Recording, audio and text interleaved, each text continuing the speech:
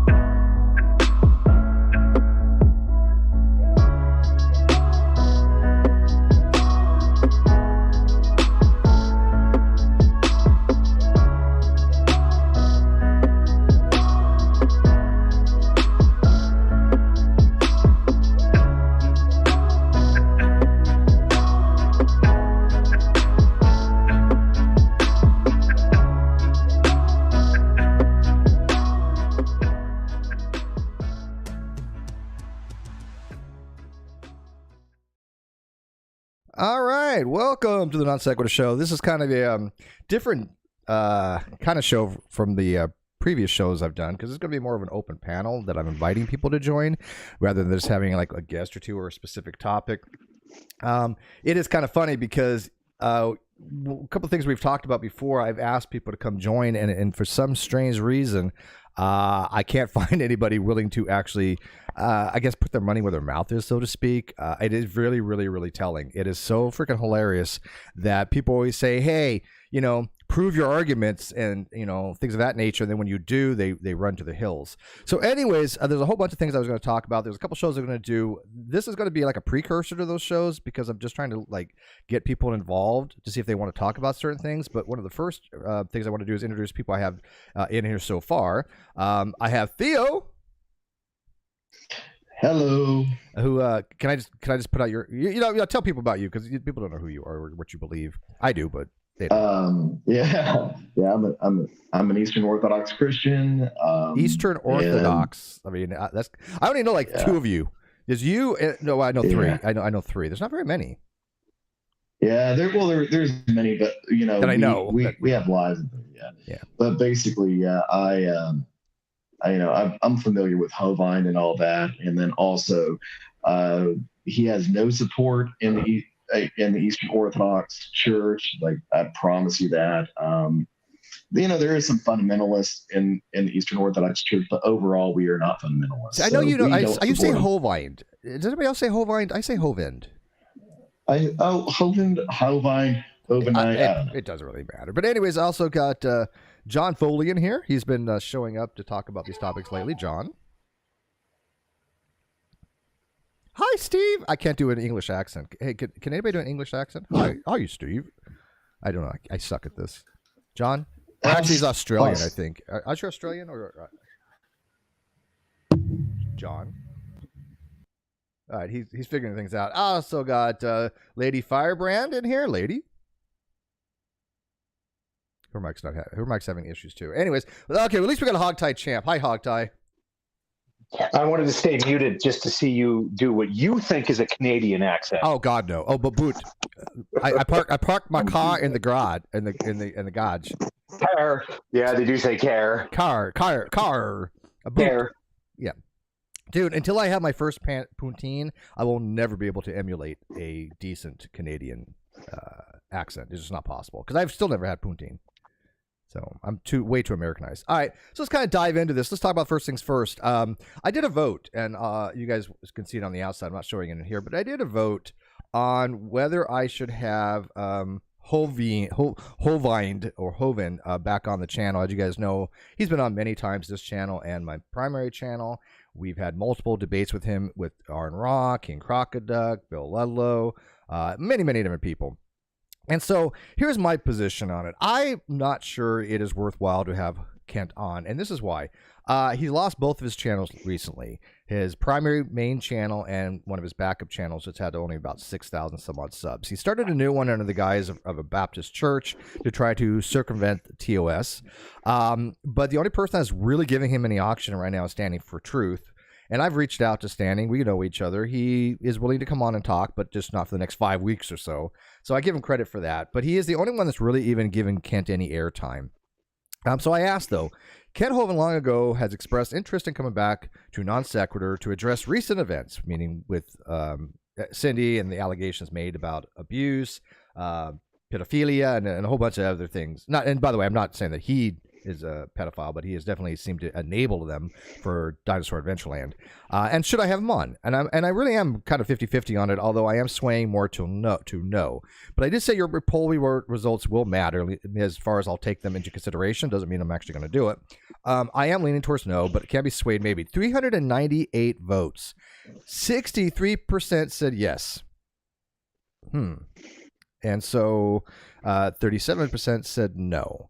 Now, I don't know. What do you guys think? I mean, what do you think the advantages of having Kent on to discuss these things? You know, all he's going to do is bloviate, obfuscate, and lie his ass off. Although, if I'm able to actually have a conversation with him where I can interrogate him my way, I would be asking very specific questions. Like when I asked him on his debate with King Crocoduck, either the second or the third, I do not remember which one it was specifically, but I had asked him, hey, Kent, do you have any actual courses that you've taught that are accredited? In other words, have you actually taught high school level in a high school or college or any college courses accredited? His answer was no.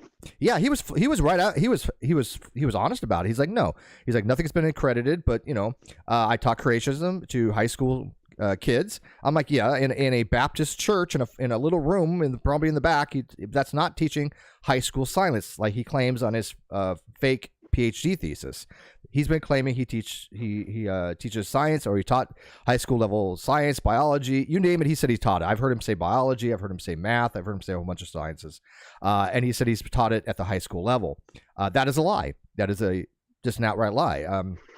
I mean, you want to weigh in on that? Because you know a lot about academia, Hogtie. Would you say that somebody who just taught a Baptist church in a congregation is qualified to say they've taught a high school biology course? A short answer, no, and 100% lie. 100% lie. And sometimes a person can say something that's sort of technically true. So, for example, if I had mentioned something about high school math to somebody 20 years ago, and then 5 years ago I said something else about high school math, I can say, well, I taught high school math for 20 years. Is it technically correct? No, it's not. Even close. We know when he says, I taught, and this isn't the phrase he uses, I taught high school science for 15 years. The obvious, inescapable implication is that he is accredited faculty at a high school, and specifically he was tasked with teaching science. Correct. None of that is true. He knows the deception he's pulling when he says it, and ain't nobody stopping him. Well, that's why I called him out on it. Yeah, go ahead. Here's a problem that he has right there. And the problem is that every single state has a Department of Education. Every single state each state in the U.S., all 50 have different requirements for a teacher certification. And all of them, you can actually run a person's name to see if they have a certification from that state. So if he says he's taught it for 15 years, let's say he was down in Florida. Florida is an obvious thing you can look at to see, okay, let's run Hovind's name. I think I did run it once, and I couldn't find anything. So no, there's no, as far as I know, there's no teacher certification in all the U.S. that with his name on it. Yeah, there's none. He attended a 2-year anniversary, 2-year college for a couple years. That is true. I think I don't remember the name of and then he went to obviously that Baptist Patriot University, which is just a well-known diploma mill.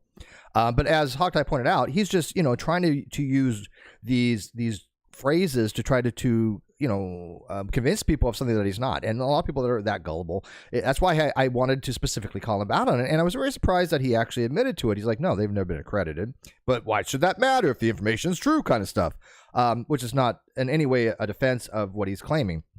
For example, like a long time ago, I had a girlfriend. Her mom was literally paying me to tutor her in algebra. Doesn't make me a math tutor. I can say, yeah, I've tutored people in math. That would be a true statement. I don't think it's even exaggerating. I was paid, and I did that. But I wasn't a math tutor. Math tutor. Do you mean to say math teacher? It makes you a tutor. But I mean, she was my girlfriend, so I was enjoying being, with her. But I was getting paid to be with her and teach her math at the same time. So I mean, I didn't work as a math tutor through the school, but I was being paid to educate somebody in math. So I said, yeah, I've done tutoring. That's true. I've done tutoring, but it doesn't make me a math tutor in my eyes. Does that make sense? Well, no, I would say that's tutoring. I mean, if you say I am a math tutor, I mean, I guess that's a subtle difference is when you say I am this position. Yeah, right. It's because it's not because I'm fulfilling. You hung out your shingle. Yeah. Yeah, I'm fulfilling a position. I'm doing something that what an actual person would do, but that doesn't make me that person's profession. I can repair computers. Doesn't mean I'm a computer repairer. So. Well, yeah. And one of the big things too with a teaching credential, and see, I had a teaching credential once. It's I let it lapse. I'm gonna get it back again. I'm getting someone. But anyways, I let it lapse, and the reason I just got tired of the field. And the one thing about the teaching field is every single state being different. They have points that you have to collect, and these points are based on hours. So let's say let's say you take a class on some sort of subject of teaching through your school district. You get so many hours banked by that school district, and then you have to send that to you have to send a transcript to the state of all those hours, and you have to have so many training hours to keep your certification up to date. If you don't do it, it's gonna lapse. You can even ask. There's a few things you can even ask a trained teacher. They learn it in the first class. What is wickedness? What is classroom management? There's a lot of phraseology you have to learn as a teacher, as a teacher in training. And there's also when you'll say exegesis or literary analysis. Hermeneutics. Well, hermeneutics. Well, in the language of pedagogy, it is analyze. Does he know how to, if he's going to try and act like a theologian, if he's very knowledgeable, let's say in theological terms, which I know he's not, he claims to have been an educator, he should know how to translate to both sides. No, he's just parrots. I mean, you got to remember, he's a narcissist, or he thinks he's just, his actual creationism is actual science, right? He thinks what he actually puts out that he's made up is actual science. And, he's not a textual criticist. He is a sola scriptura person. He believes the Bible is infallible and inerrant, and it cannot even have any errors. Not that it's just not wrong. He believes the Bible literally cannot have any errors. Or at least that's what he purports. Who knows what he actually believes anymore, Well, but yeah, I agree with you. He knows nothing about teaching methodologies. I could go on and on with his errors. Like he doesn't know the ancient Near East context of the Old Testament. He doesn't know the Greco-Roman context of the New Testament. He doesn't know the Greek patristics who refute him as well. Where he actually brings up what is it? He brings up the Genesis 1 as a literal account of how God created everything. He doesn't understand, that's bad exegesis, because it's a temple text, and the truth of it is not based on science. It's based on a declaration of God being sovereign and being loving and actually creating. So, I mean, I can go. That's another topic. He has to do eisegesis because he has this whole shtick, right? I mean, again, I don't even know what he even believes anymore. It's so convoluted because Kent only cares about Kent.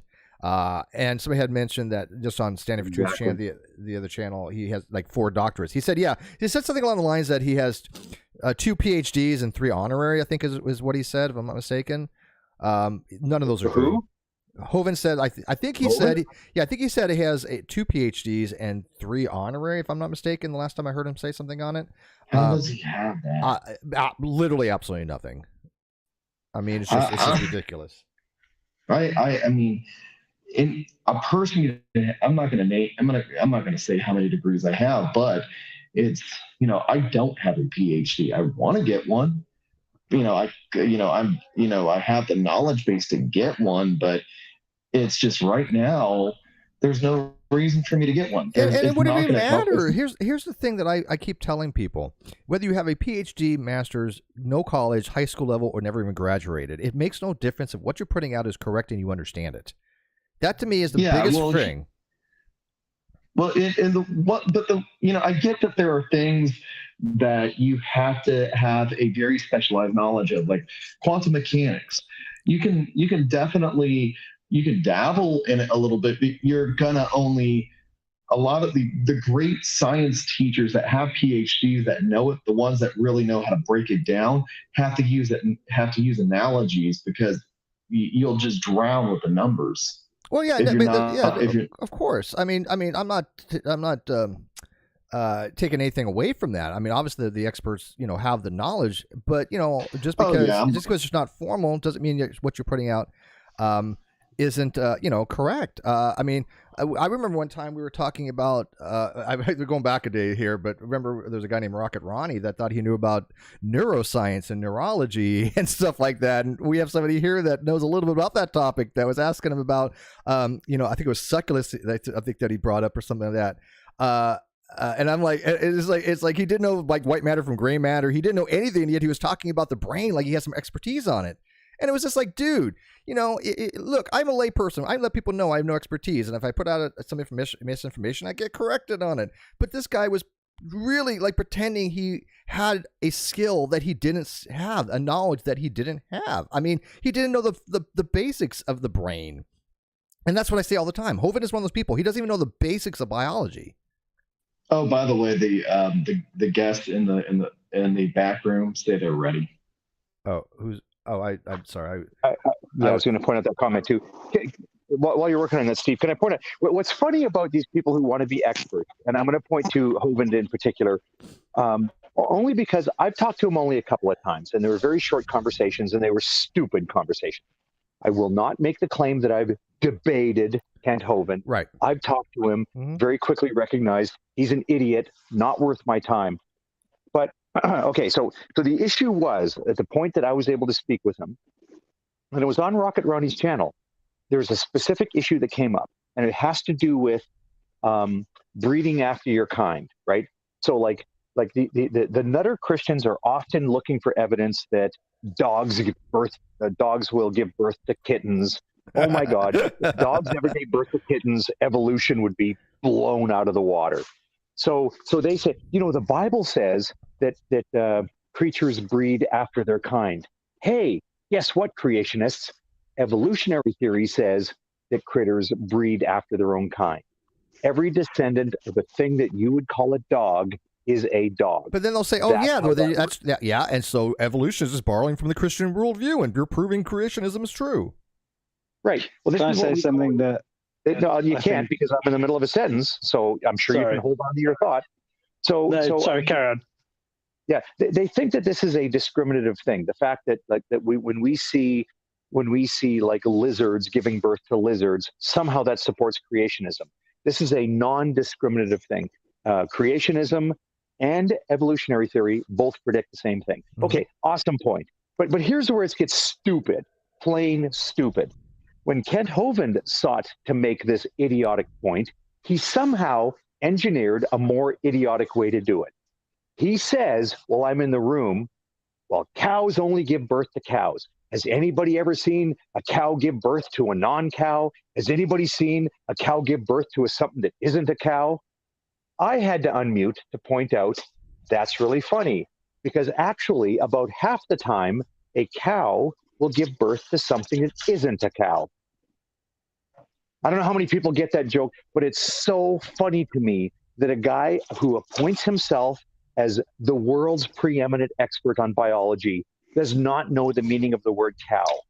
Ladies and gentlemen, half the time that a cow gives birth to something, yes, it gives birth to a calf. It's going to be a calf. The other half the time, it's going to be a bull. Bull, yeah, bull. That's yeah, right. exactly. It's going to be a bull, right? It's the sex of the progeny. That's what I was going to say. That because a bull is male and a cow is female. Exactly, and it's true. It's true. I mean, what you said is correct. Cow is not a species. Yes, cow is a sex amongst. Yes. Yeah, because bulls don't give milk. Well, this is sort of weirdly how. I mean, good luck milking a bull. Bull may not mind. I don't know. Don't judge. Oh no, you can do it. You can milk a bull, but you got to move your hand a lot faster. What's the name? We just got demonetized. Welcome to the punchline of the joke. Anti's on a roll today. He must be having. What's the name of that movie? Go ahead. What's the name of that movie where the Amish guy went for the bowling contest, and the guy is like, "Oh, you have some really good cows." He's drinking that white stuff, and the Amish guy's like, "We don't have cows, we have bulls." Yeah. Well, it's the same as the scene out of Family Guy where Peter comes in from the garden carrying 2 buckets full of white liquid, and he goes, "Right, I finally managed to milk all the goats." and then his wife turns around to him and goes, "They're all male goats." There's only 2 buckets full of semen. Explains why it took so long. Yeah, exactly. But I mean, Kent's sort of weird genius, and weird genius in that, like, he's like, you know, when you watch somebody who is fucking terrible at ice skating, and they're perpetually about to fall over, but just continually manage to somehow stay on their feet. But don't you think that's a mechanism he's learned over time? Because he is a con man. There's no question about it. Absolutely. But the only problem is that if you're like, we're the people that have any kind of training, understanding, critical eye at all, are like the formal judges that hold up the judging cards, and then everybody else, like Ken's audience, surrounded, like stood on the guardrail going, "Look, he's not falling over yet. He's not falling over yet." They're the ones that are like impressed by his rhetoric, right? And everybody else is the ones that are like holding up like the 2 or the 1 or the 3. And you're like, "Oh, for fuck's sake." But that's what he placates to. That's his audience. His audience are not deep thinkers. And if you've noticed, the creationists that talk about creationism only have a very superficial level of understanding of biology. Most of the things they get wrong. I detest Kent for that reason. I know. Because he's... Sorry, yeah, go on. Firstly, how is my sound all right? Yes, it's much better. Thank you. Sorry, I thought that any kind of volume of Australian accent was good enough, but apparently not. No, you sound fine now. Go ahead. So it's just my late hi. I'm being. Oh, hang on. Oh, freaking Matt. Okay. Oh, Siri keeps wanting to talk to me, the bitch. So I have a theory. If Kent was on this ice skating rink, he would actually stand in the middle of it and tell everyone how the ice was not actually ice, and that was why he couldn't ice skate. That is exactly the way he works. And just to clarify slightly, my whole career is in forensic psychology, criminology, profiling. So I get paid to see how people behave. I mean, you don't have to give a professional diagnosis, but would you put him as somebody who's a high functioning narcissist of some kind? Yeah, he definitely has narcissistic traits. I would say that a lot of his stick is actually just because he's a sociopathic con man. It's as simple as that. Yeah, I was literally about to ask, do you think he's a sociopath? Oh, absolutely. Or even watching, this is why I was so keen, because I'm oddly fascinated with his behaviour, how he is the definition of a cult leader to happen. Yep.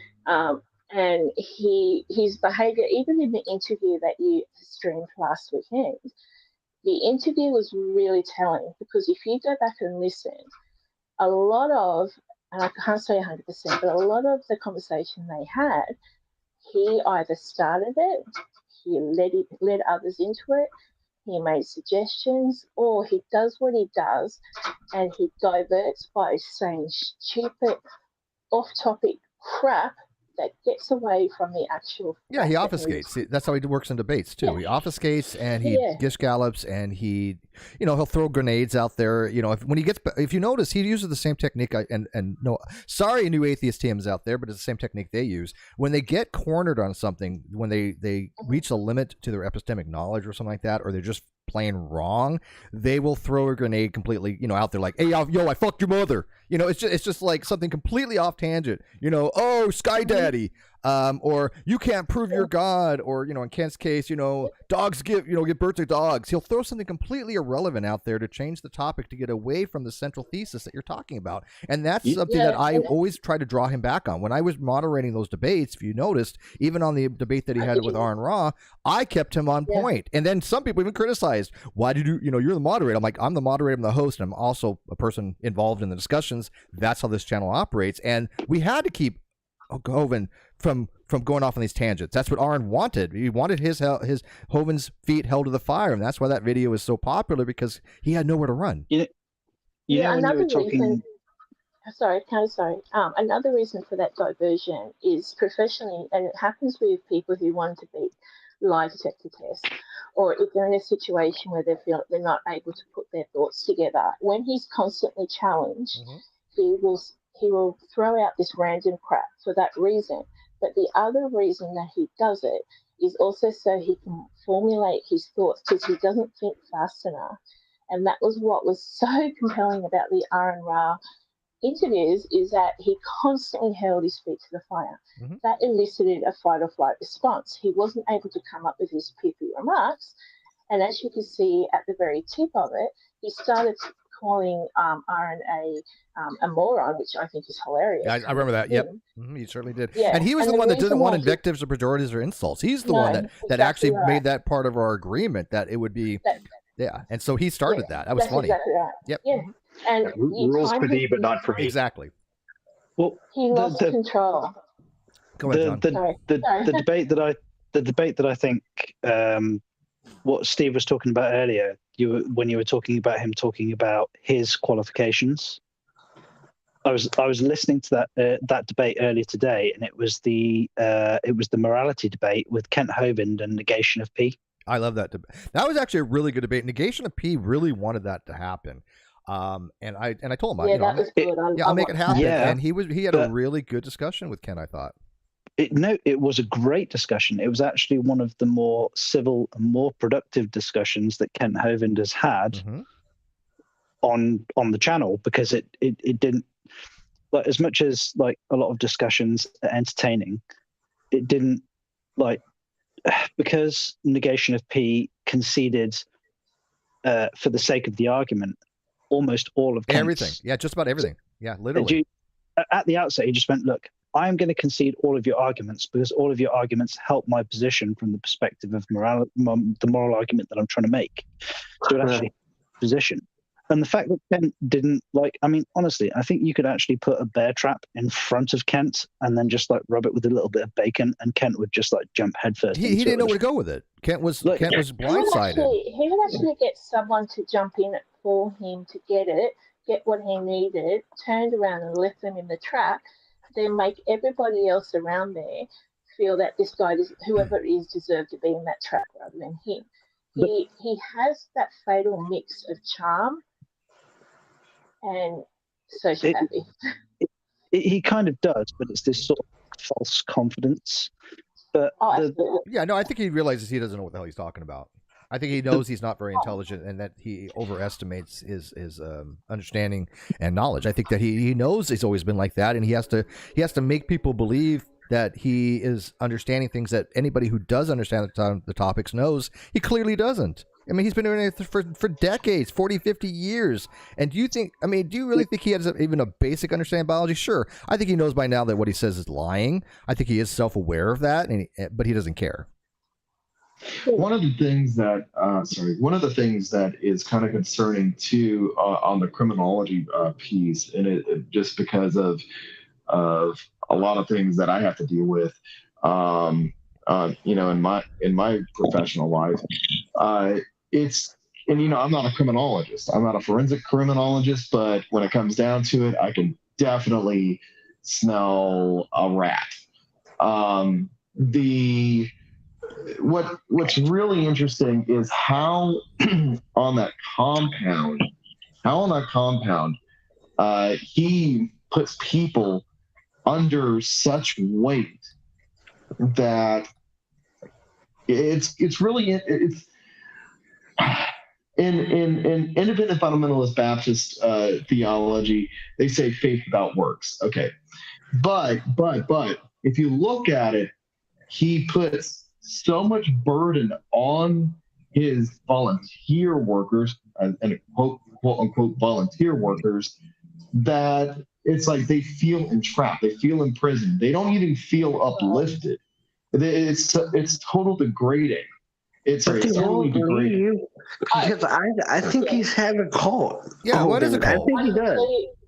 I can tell you exactly what it is, because that has been my bread and butter for over 13 years. What it is it's a really nice mixture of the radicalization cycle. So in radicalization, and a lot of people relate it to terrorism, terrorist groups. It's also for cults. They follow a very similar. He would actually put these people a huge amount of pressure, but before that, he would also do what is called in narcissism is he will sweeten them up first. He'll give them a sense of purpose. He will be really nice, love bomb them. Isn't that called love bombing? Yep. Yeah, love bomb them, and even put this whole, because you're part of this, you're part of our family, you're part of the group, this is why I want you to do this. And he builds that up, and then that's how people end up being in this. And it's very similar. It is actually an abusive relationship.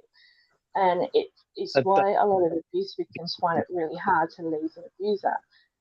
And it's difficult for people who aren't involved in that to understand that cycle. And he knows exactly what he's doing.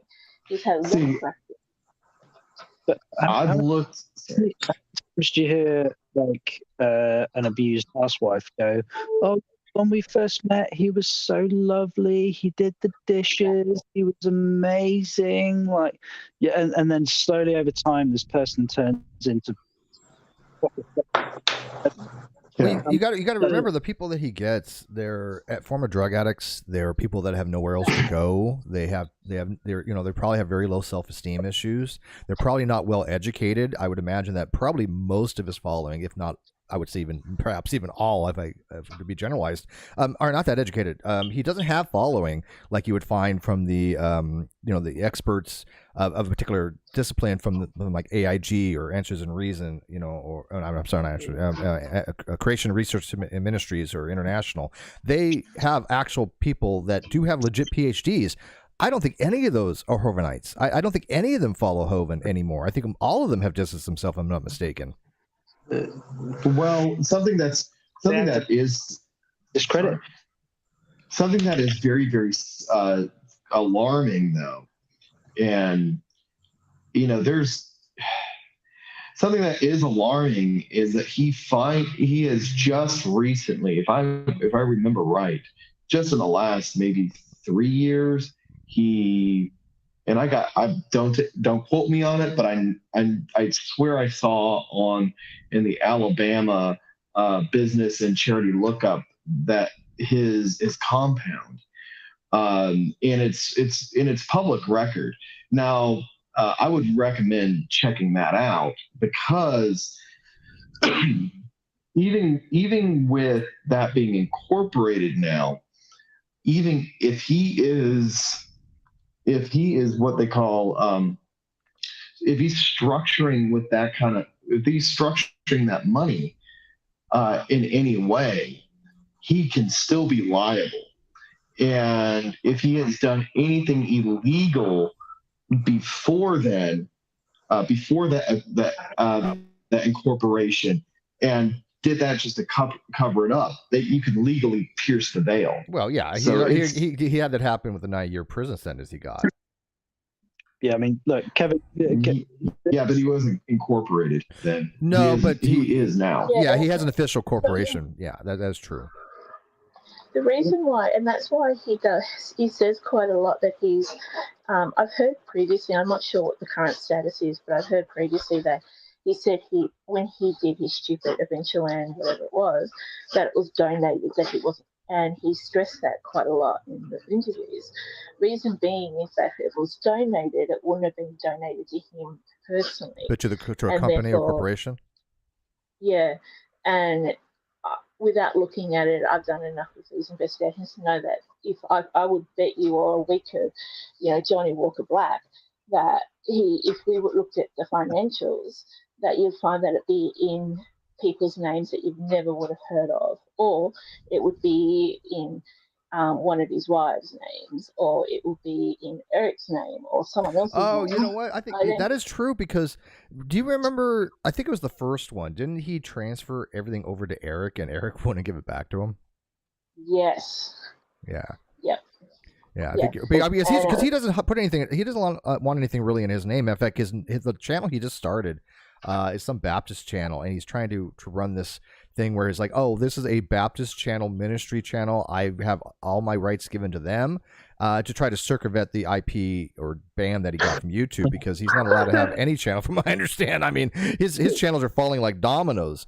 I mean, it's pretty clear that. Yeah, well, I mean, look, somebody had said to me that somebody that I respect was saying that, look, it's kind of bad that they removed his channels, and yet I disagree. I think when you're putting out completely harmful information that's 100% wrong, that you are trying to scam people, I don't think that should be covered under any kind of quote free speech, which is not free speech clearly. But I mean, YouTube shouldn't have to platform that. When you have somebody who literally is scamming people, why should that be something that we should allow? I don't think that it should. I don't think there's any good from that. I don't think it's a moral good. That's why I don't know if I should even have him back on. That's why I asked, what is the moral good to have him back on? Because he's just going to. My question.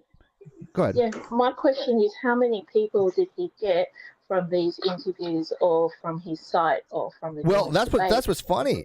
Nobody. In the two last videos that I did, the one that we had with Cindy on and Mark Stone, and then the video that I got, which was the interview that I got sent from somebody. That's funny because I really didn't have anybody defending him. I mean, you had some, obviously like troll people kind of stuff. When you go to their channel, it's like made, on February 6th, 2023 kind of stuff. But I mean, nobody of any consequence is defending him. And so I don't know, obviously if he's getting any gain or traction from the last couple of videos, but if I have him on, that might give him some traction because he's able to promote his new channels and stuff. And I don't want to see that happen. I don't think there's a good for that. Yeah, and it is possible for people to get into it, and because he doesn't talk like he's an idiot. He sounds smart, but well, I mean, it's all an act, though. I mean, a sociopath has to convince people that he has some knowledge or information that other people don't have, and that by following him, yeah, I mean, but it's under the guise of religion. Religion has always seemed to be something along those lines, where I'm going to convince you of this and follow me because there's so much diversification in it that people want to find. The truth. They're seekers. People are, I think, inherently truth seekers for the most part. And I think there is a propensity that people want to have a higher truth. And maybe as humans, we want to believe in God. There might be some truth to that. But they take advantage of that. This is why I mentioned the P thing earlier, because when you were talking it wasn't the negation of P debate, like the interaction between negation of P and Kent that stuck out to me, Steve. It was actually your discussion with Kent. And negation of P did have some interaction in it, where you were talking about his qualifications. And you were talking about accredited colleges, specifically accredited colleges. And the thing that jumped out of the page to me, or I said, but jumped out of the conversation to me, was that Kent Hovind apparently had never heard the concept of an accredited college before. Dr. Hovind, you mean? Yeah, and here's the thing, though.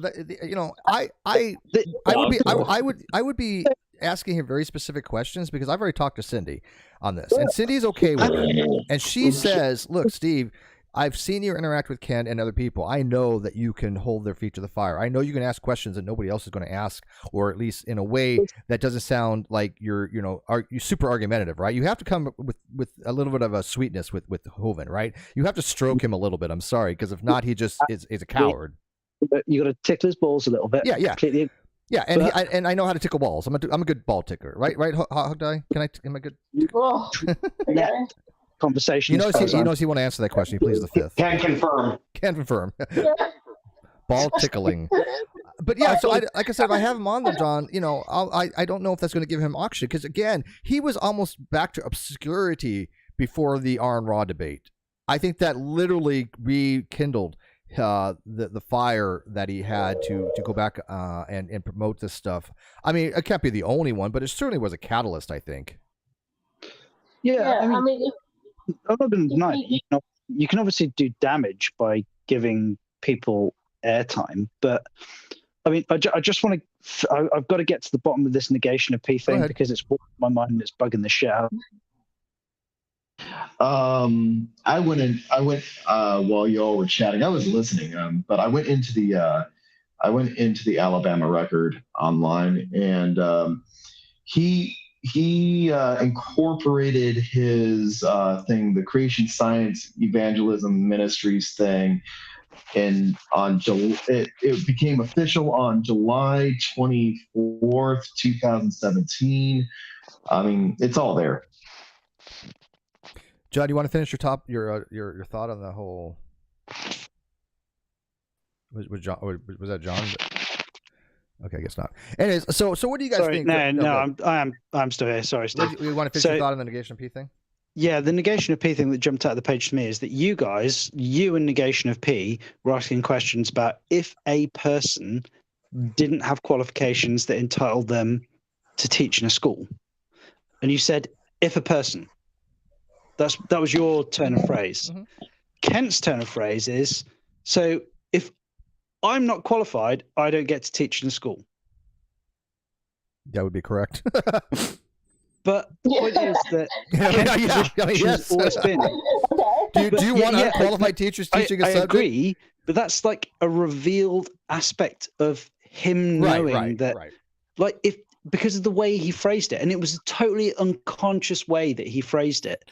And I listened to it earlier today, and it leapt out at me. I was like, hang on, Kent, you're saying that you're not qualified? Like, we've been trying to get him to say that he's not qualified, hasn't taught college education for decades. Yeah, I have and that he clip. just basically but nobody accidentally ran with that clip. said it. But nobody ran with that clip. I have that, and that's been out there for years now, and it still hasn't really been made that public, which is kind of funny. But can you imagine? I mean, imagine Jeranism teaching math to people, or imagine Rocket Ronnie teaching genetics to people. I mean, it's just farcical. So yeah, we do want people to have a minimum level proficiency on a certain topic if they're going to be actually teaching it in an accredited sense. Yes, absolutely. Yeah. So what do you guys I mean, Kent hasn't responded to me. I did message him the other day, but he did leave some messages on my video that he expressed that he did want to come on to address some of the things Cindy was saying. But what say you guys on it? I mean, what's your input? I'm on two sides. On one side, I'm going to say no. Giving this guy even more oxygen and even more time is just really inflating the damage he does. However, also on the other side, not showing everybody just how much he blatantly lies. The way he tries to manipulate the situation, the way that he's just stupid, means that he can go in the background and still do the same activities. I personally think that his time is done on social media. I think there's enough videos out there that show him in debates pretty much saying word for word the same thing each and every single time. And I think now with the fact that his YouTube and all that stuff's been taken down, there's a reason for it, and people are going to find that reason soon. So I will say no. Okay. Theo?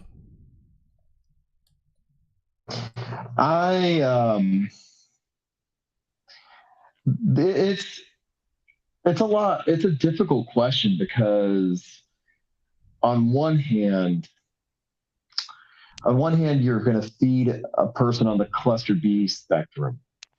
Oh yeah, absolutely. Yeah, that's my biggest concern right there. And so any cluster B personality, I've studied the shit out of them. You don't have to have a PhD to do that, but anybody on the cluster B spectrum can Amanda Heard spectrum, we call it now. We call it the Amanda Heard B cluster. she typified it. Yeah, so it's, but on the other hand, the biggest concern I have on this is if we can actually hit him where it hurts, we could probably get him under investigation again.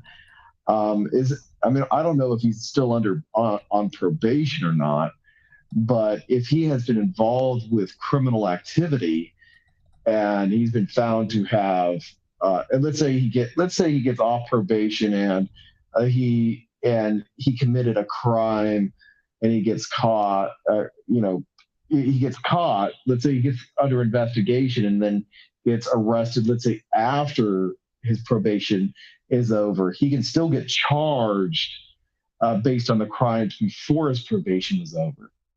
So I would rather see him, because of the things he has done and the patterns that he has actually given, I would like to actually see him in a maximum security prison in Alabama, at least, and especially the new ones that are coming out. Yeah, I'm okay with that too. But the problem is that he has served his time. He doesn't seem to be doing anything illegal now. Obviously, morally questionable. I mean, I think he did get convicted and sentenced 30 days for the simple assault, but that's an appeal and it has to be a retrial or something along those lines. But the most he would get to go back to jail would be 30 days. But I mean, right now, the only person who's giving him a platform, like I said, is Donnie. Standing for Truth, and they did, he did invite me on. He's like, hey, I'm having a show, I think today, a matter of fact, with Hovind, and he's like, why don't you come on? But it's like, what to what purpose? I mean, I'm on somebody else's platform. I'm not going to be able to ask the difficult questions that I want to ask, and I'm not going to give him heads up on. And like I said, I've already talked to Cindy. I already know what questions I specifically want to ask him. So if you're going to continue covering the Kent Hovind situation, do you think obviously it's a bit of a weird situation because it's a podcast, it's an intellectual program, it's not like you're required to adhere to journalistic or legal integrities, but if we use journalism or legal integrities as kind of a base model, do you think if you're going to continue criticizing, continue covering, continue essentially socially battering the person, which I think is completely justified, by the way, that you then give yourself a degree of integrity by at least asking them for their input as well? Well, that's what I'm doing, though, John. But that's what the problem is they don't show up. I mean, I have literally spent the last couple of days going to Facebook groups that I'm involved with, and certain people that I know are creationists, ones I get along with very well, actually, and yet they don't even want to touch this. Nobody wants to defend Hovind. I mean, the day I had two things I was going to talk about. Does Hovind want to defend Hovind? Yes. Yeah, I would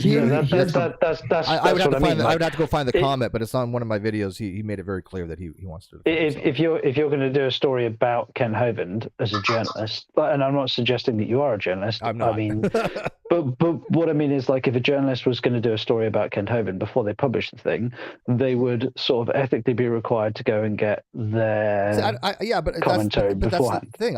That's not my thing. I have no obligation or onus to do that. And I already know. I've already talked to him. He's been on my channel 20 times, right? I mean, what else is he going to say? I completely get that, but I'm just looking for, because this model that what you have doesn't, there's it's sort of fly by wire. I agree, but I would do this. You understand where I'm coming from there. See, if I was to do it, I would want either somebody with some legal training that really, really have a legal mindset to ask him like he was doing a deposition, or somebody like Hogtie Champ that's really, really good at just. And I use this word very, very non-pejoratively. So it's a compliment. Rhetoric. Hogtie is very good at sussing out the crux of the things and getting to the heart of the matter when it comes to these type of topics. So that's I wouldn't have him on solo, but I wouldn't have it a full panel. But it would be me and somebody else going over the questions and making sure that he is answering them very directly. Because again, I'm not going to give heads up what I want to ask him. I think one of the things that is very clear, though, since he holds it's creation science, evangelism, Ministries Incorporated, and he is actually acting as a pastor. Since he's acting as a pastor, he has the legal obligation in the state of Alabama and all the Dixie states and even the related distant cousin Florida. They all have mandatory reporting laws, and since it seems like he is enabling that individual to go with a child, and it's very questionable, and he hasn't actually reported that. But here's the problem, though, Theo. You have to remember, Kent is a scofflaw. He is a sovereign citizen that doesn't take the name sovereign citizen. He holds to the same nonsensical rhetoric of a sovereign citizen. He has sovereign citizens that are outright explicit sovereign citizens around him. And so, you have to remember, he doesn't care about the laws of the land. He actually will say that the laws of the lands don't really apply to him because he's a narcissist, and he just thinks that the God's law is higher. I should say more specifically, his version of God's law. This is why I've partnered with people like Inspiring Philosophy. I've partnered with people that even are younger creationists, because all of them, all of them could approach the theological side to show that Kent is a con man, that Kent is lying to the congregations, that Kent is not this Baptist priest of a holy man that he pretends to be. I can only do it from the science side or the philosophy side. I don't know anything about theology. I'm very clear about that. One of the things. Sorry. Go ahead, Theo, then lady.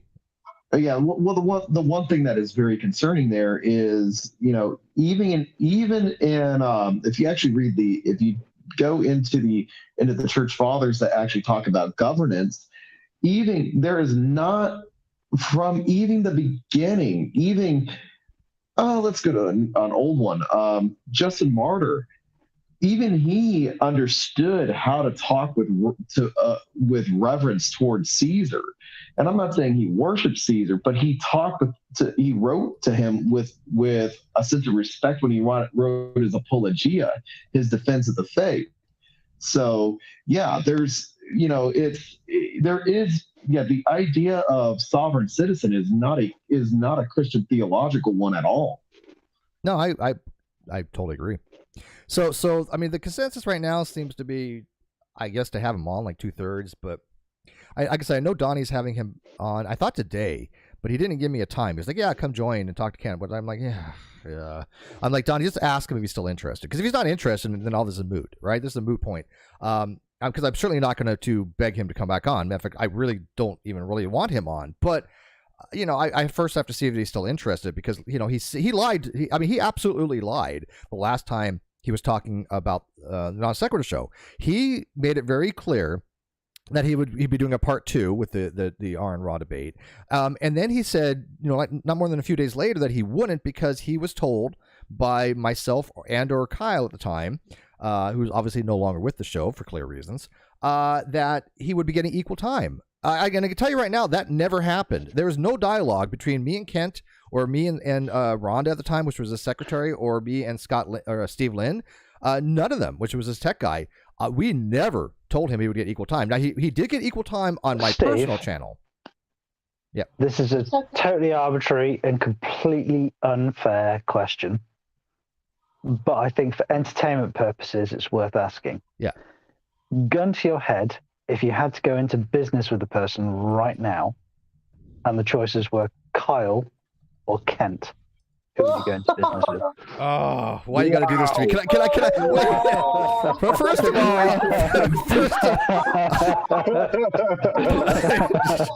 how Hogtie's not unmuting laughing?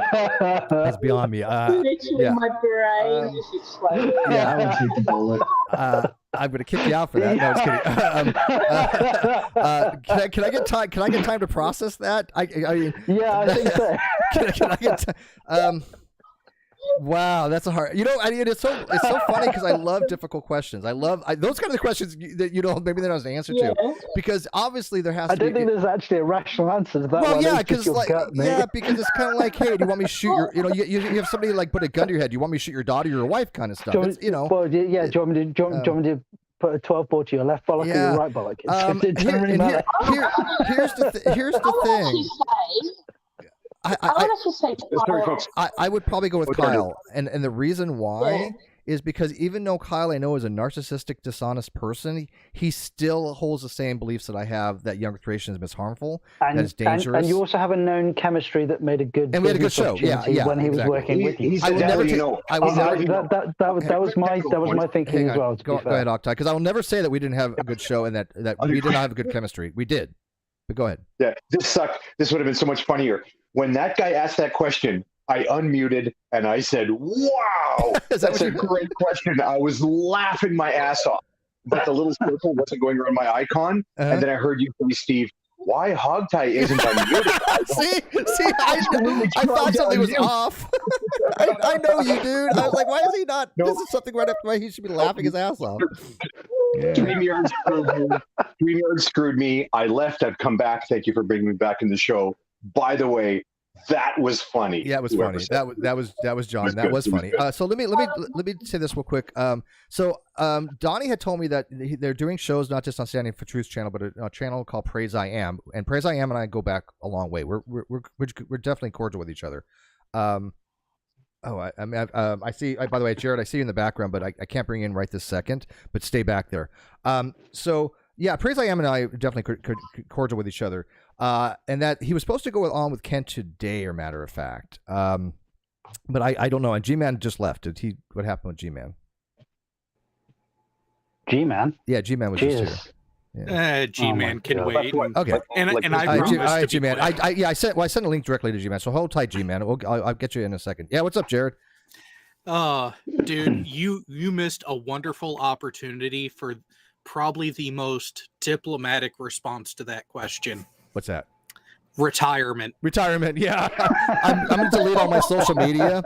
Yeah, that's a good answer. So I guess so. He's doing a debate with Snake, which I've debated Snake before, by the way, Taylor K. I actually did a debate with Snake myself on Modern Day Debate. And I think Snake was coming around to my point of view, which is a separate topic that I want to discuss later on in this show, but whatever.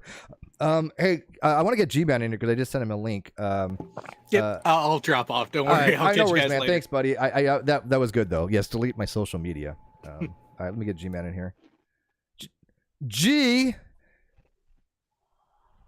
Hey, how you doing? Hey, what's up, man? So how are you?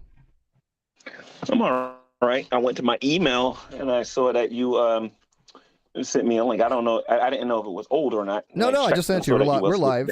Yeah, we're live. Okay. We always. That's unnecessary. Steve's not old. Who's that guy? Who's that guy? Well, it's it's so funny because G-Man always sends me these links, and people know I close at night. I work late at night, so I'm not home at night, and he does his streams at night. So he sends me these links, and I never get him to like 11 o'clock my time or something like that. It's like, dude, that's why it's very rare when I can jump into one of his streams. So, but usually when I do my stream, it's usually from like about 7 to 12 or like 7 to 1. Yeah, your time. In the future, I'll probably do it like earlier. We're just doing it on Tuesdays. I'm off Tuesdays and Fridays, so. Well, I'll be live on Monday. By the way, Steve, the same thing happens to me. G-Man emails me the link, and I go, oh, what's G-Man doing? I look on the show. Oh, good. Von Helton is the first person in the room. There's no point in joining. As soon as you see Von Helton's in the room, no point in joining. Oh my God, no! Von Helton is he would definitely take over. Who the hell is Von Helton? Oh, dude, that's a whole other show. I can cover that. All right, let's hang on. Let Hogtie do a quick summation of Von Helton, and I will strive to be quick. The problem is, no matter how quick I am, it will underdo it. Now, I'm going to describe this person as a crazy person, and honestly, Steve, your audience will not get how crazy he is. He has his own Encyclopedia Dramatica page. This guy invented the stealth bomber. He used to be a vampire, but then he wasn't a vampire. It's the trolls who made up the whole vampire 200 thing. years old. He's like 58 or 62, but he looks 197 years old. He was claimed he was 200 years old as a vampire. He did. Okay, that's fine. Yeah. Well, and like, oh my goodness, his kids were taken away, and it's the trolls' fault on the internet. And so he's an eccentric genius. He also, by the way, recently revealed on was it G-Man? It was your show, G-Man. He told Matt Slick that he's currently a pagan. He believes in the Christian God. By the way, for clarity, people who are unfamiliar. Yes, that's true. That's what he does. The Christian God is the one and only living God. Am I right, Mr. G-Man? The Christian God is the one and only living God. Right. Von Helton believes, Right. Yeah. Von Helton believes in the one and only living God, but hates that living God for various reasons, and therefore he loves all the other gods, those that don't have names. The ones that don't exist by definition, based on his fear. Exactly. He's a character, although he is. Hang on one sec. He is actually Karate Kyle. That is a fact. So if you go search Karate Kyle, so that was true. That was true. That's the only one that's true, though. And he's not the one that promotes that. Other people like pointing that out, right? But Karate Kyle is a kid that, in the nerdy glasses, wearing a gi, that's going like, they took my pencils, I took their lives. It's freaking hilarious, right? Right. Okay. So real quick. The last time I'm almost done. Go ahead. The last time I was in a room with him was actually in a room that G-Man was hosting, and Matt Slick was there. And people don't know this, and people who do know this are confused by it. Matt Slick and I are friends. And Von Helton was telling the Reverend Matt Slick that Von Helton knows more about the Bible than Matt Slick does. They found that I consider Matt Slick a friend too. I was talking to him not too long ago. We're trying to arrange for him to come. He's back a good guy, and I know he's starting to do. He's starting to do shows again. And Matt Slick has always been cordial with me, as the other guys that are surrounding him that I couldn't stand, like Bible Thumper Wingnut and Andrew Rappaport, which I think he's one of the most detestable people I've ever met. But Matt Slick has always been, decent with me. Taylor had asked what I debated about Snake with. We debated on basically atheism being a positive or negative case, which again I'll get into. But it's on Honor Day Debates channel. Go check it out. But he was kind of out of his depths. Snake's a nice guy, but he was kind of out of his depths. I just want to point out real quick that the last time I was talking on G-Man's channel with Matt Slick and Von Helton made the absolutely egregious claim. He's like, I used to be a Christian. I was an evangelical Christian. I was a street preacher for 20 years. And I unmuted to point out, I'm not even a Christian, but I found that super offensive. Von Helton was never a street preacher. He's never read the Bible. He knows jack squat about Christianity. And the fact that he was going to tell Matt Slick, and we're friends, but I don't like what Matt Slick says about Christianity. We're still friends. But the fact that Von Helton would tell my friend that Von Helton knows more about Christianity than the creator and maintainer of carm.org. Yep.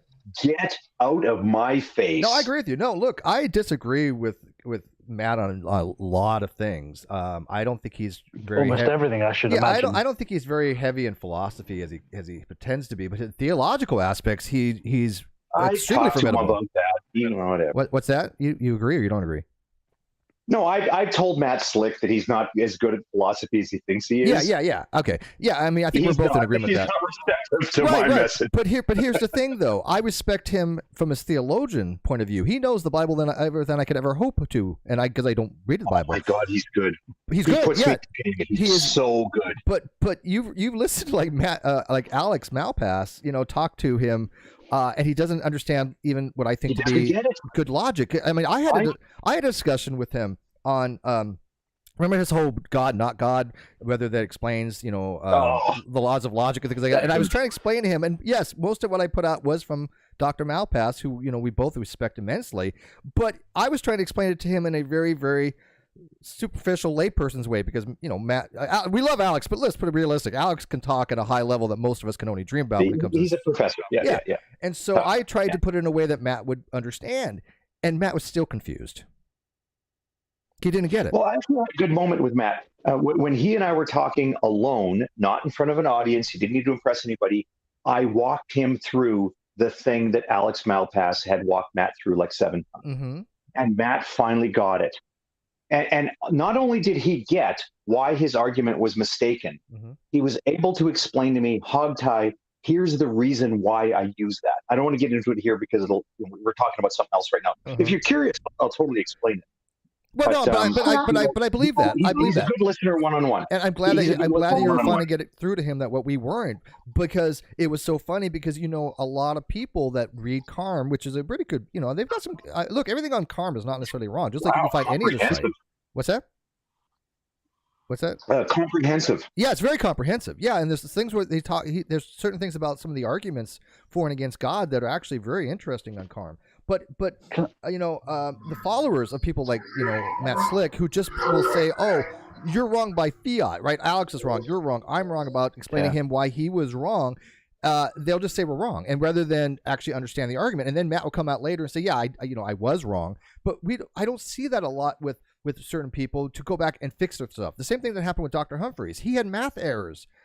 We all pointed them out, and yet he would not publicly admit that he made those errors. And yet people will be like, Steve, "Oh, but Humphreys is right," just because they're tribalism, just because he happens to be in their same camp of either religion or young creationism. They won't even look objectively at math, which clearly was wrong to anybody who understood high school level math. Go ahead. So, Steve, I have a question for you. It's something that I've been meaning to ask you for a little while, actually, in the last few times. I don't like your last question. I don't think I'm going to give you another one. No. This is a much gentler question. I promise. I don't think you get much worse. I promise. It's a gentler question. That's like asking me to choose between Rihanna and Taylor Swift, but in the opposite of that, it's like, okay, can I make that decision? Well, I mean, obviously, in that situation, you would just choose both. I mean, you just have to figure out which one's on the top and which one's on the bottom. I mean, for fuck's sake. No, the question is, so you're familiar with a chap called Alex O'Connor, Cosmic Skeptic? Yeah, we go way back. Yeah, it's so funny too, because a lot of things he's putting out now, we've had conversations with where he kind of said I was like, well, he didn't say I was wrong, but he didn't quite understand what I was telling him. I got him to actually change his moral theory a little bit too, way back in the day, because his moral theory was a little bit off. But there's all, again, like Hogtie has, we have private discussions, and these are not kind of public stuff. But yeah, Alex, I got to tell you, is a really honest guy that really will at least review and reevaluate his positions, and I respect that about Alex. Yeah, I do. I've followed him since his very, very, very early days, like a few thousand subscribers. Mm-hmm. But the thing that I was going to ask you about was his position of non-resistant non-believer. Yeah, non-resistant non-believers. Sorry, non-resistant what? Non-resistant atheism or non-resistant non-belief. Oh. Yeah, that's just the term that you find in the divine hiddenness argument. Originally coached it as non-resistant atheism. Yeah. And it was the non-resistant atheism thing that I couldn't, like, non-resistant non-belief. What does that mean? What, non-resistant non-belief or non-resistant atheism? So G-Man, stick around, please. What does it mean? So non-resistant atheism doesn't make sense to me, like, even at all. They seem like completely opposing processes. Mm-hmm. If you've got a belief in one direction, then you can't be non-resistant in the other direction. You can just be open to new information, which is just the default position of being open to new information. Whereas non-resistant non-belief kind of makes sense to me. Yeah, I agree with that. Yeah. Okay. So in a nutshell, the non-resistant non-belief position is that when you have a all-knowing, all-loving, benevolent, omnibenevolent, omnipresent, omniscient, omnipotent, all these things that the omni kind of God is put for the classical theist approach, that God wants to have a personalized relationship with you. In classical theism, there's a much more personalization, that God wants to be your friend, your buddy, your savior, and so there wants to be this relationship. And so let me finish. So the non-resistant non-believer is okay, I'm not against that. If you want to be friends, you want to have a relationship of some kind, reach out to me. I've reached out to you. I don't hear anything. I don't get anything. So now the ball is in your court to make yourself known, because you're not denying the non-resistant atheist makes no sense to me, because the atheist is going to, in again, philosophical terms, this is what Snake and I kind of debated about in a way too, that in the atheist sense, it's the denial of God, right? It's the rejection that God exists. It's the position that there is no God. And so there's no such thing to me as a non-resistant atheist, because as you said, they're not the same thing. Yeah. Yeah. Which is another thing I want to talk about the stream later on, because I can't find anybody to discuss me whether babies are atheists. I cannot find a single person who wants to put their money where their mouth is on that. I'll do it. Oh, shut up! You agree with me? I don't like people that argue positions against what they actually believe, because there's no point of that. Do we agree? Yeah, I think so. No. Wait, atheist? I believe that babies are not born atheist or theist; they're born innocent. I take the Oppie approach. Same here. Yeah. Okay, well, that was the end of that debate. That was quick. The shortest debate in history on Non Sequitur. But you wanted G-Man to stick around. What were you going to ask him on that?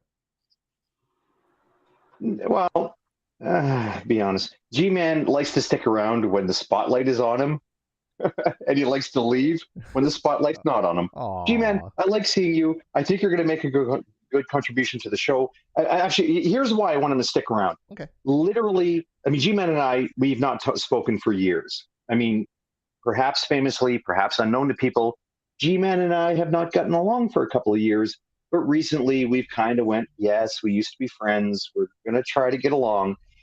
So literally the last conversation he and I had was about Kent Hovind.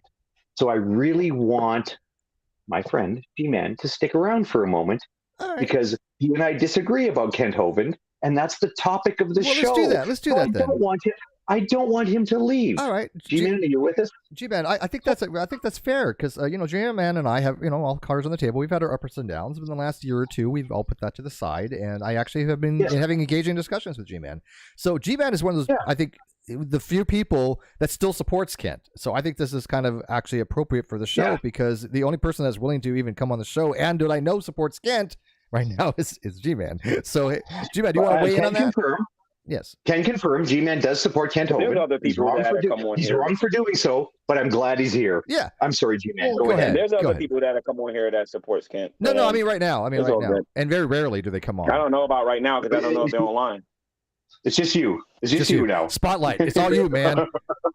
And by the way, I asked you to find me people too. I'm like, look. See, here's my thing about Cindy Lincoln, and I said this on my channel. Cindy Lincoln went to a whole bunch of people who are not Christians and talked about why this man ministry, shouldn't have been trusted and what kind of a person he was or whatever. And then some people took liberties and started saying because the man didn't pay taxes and because he did this, he did that, nobody should listen to him when it comes to. I don't remember anybody making that argument.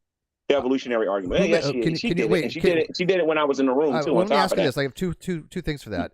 One, can you give me a name of person who's used that argument? Because I agree with you, that is a bad argument. Just because he lied on his taxes. Cindy Lincoln. Well, hang on. Just because he lied on his taxes doesn't mean he's right or wrong about evolution. And two, Cindy Lincoln also did a video with Mary Toko, which is Kent's other wife, on Inspiring Philosophy's channel, because I arranged it, and he is obviously a Christian.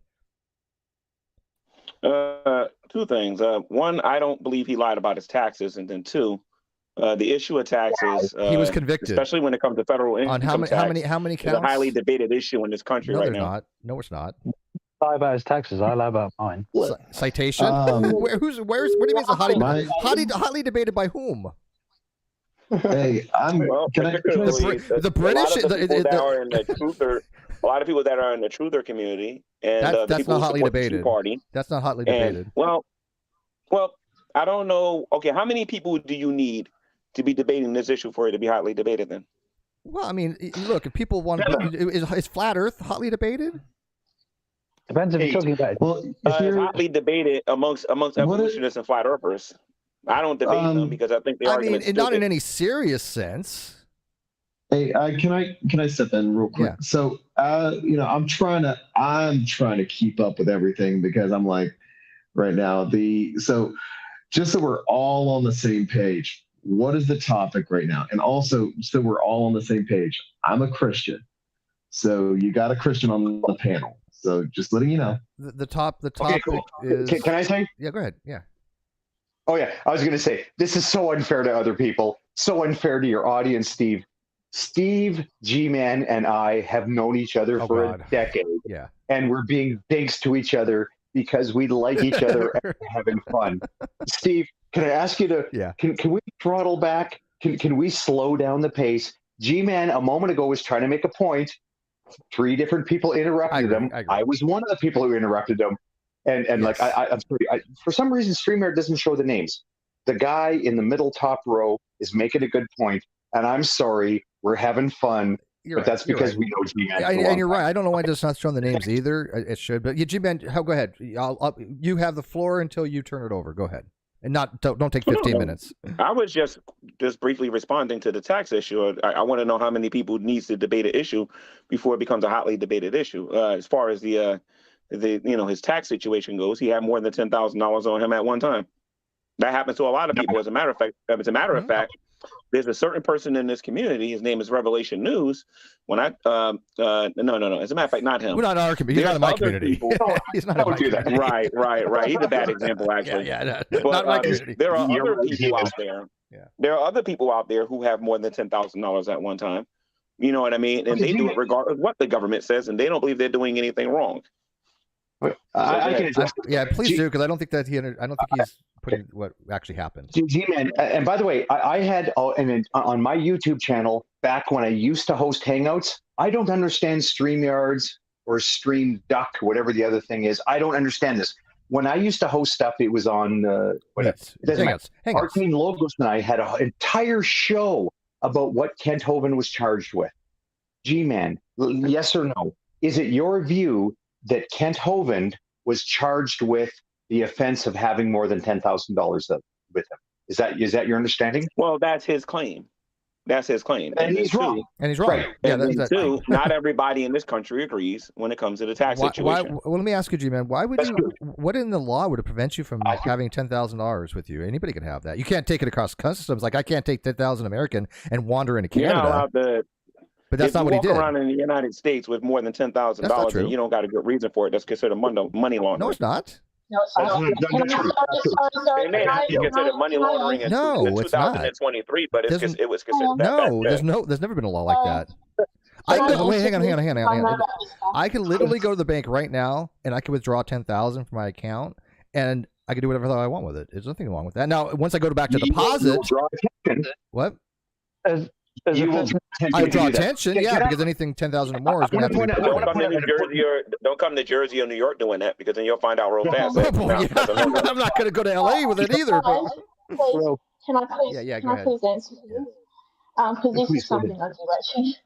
So the money laundering thing, according to the anti-terrorism and money laundering laws that came into place, shows that it is incorrect that you can walk all over with $10,000 in your pocket. Yes, it is correct that if you try to go across a border, it's not necessarily that your money will be automatically confiscated. It will be if you have more than a required amount of currency on you, or for the laws of that country, you'll be questioned as to the reason as to why. There is a monitoring of amounts of money that's in known accounts. Not everybody. The government doesn't monitor everyone's bank account. There are flagged lists of people of interest and groups of interest. If they have excessive amounts of money, that will be looked at as to whether there's any reason for it, such as money laundering, business structuring, all that stuff. It is not true categorically that you cannot walk around. You can walk around with $1 million in cash. Sure. You do that, they're going to throw you in jail if you do that. Under what law? No, they won't. No, hang on, let's ask. Hang on, what law? Please. What law? Get $1 million or get $10,001 and go outside. Tell the cops that you got $10,001 in your pocket and you're going to do whatever you want with it. What's the law? Go out there and see what happens.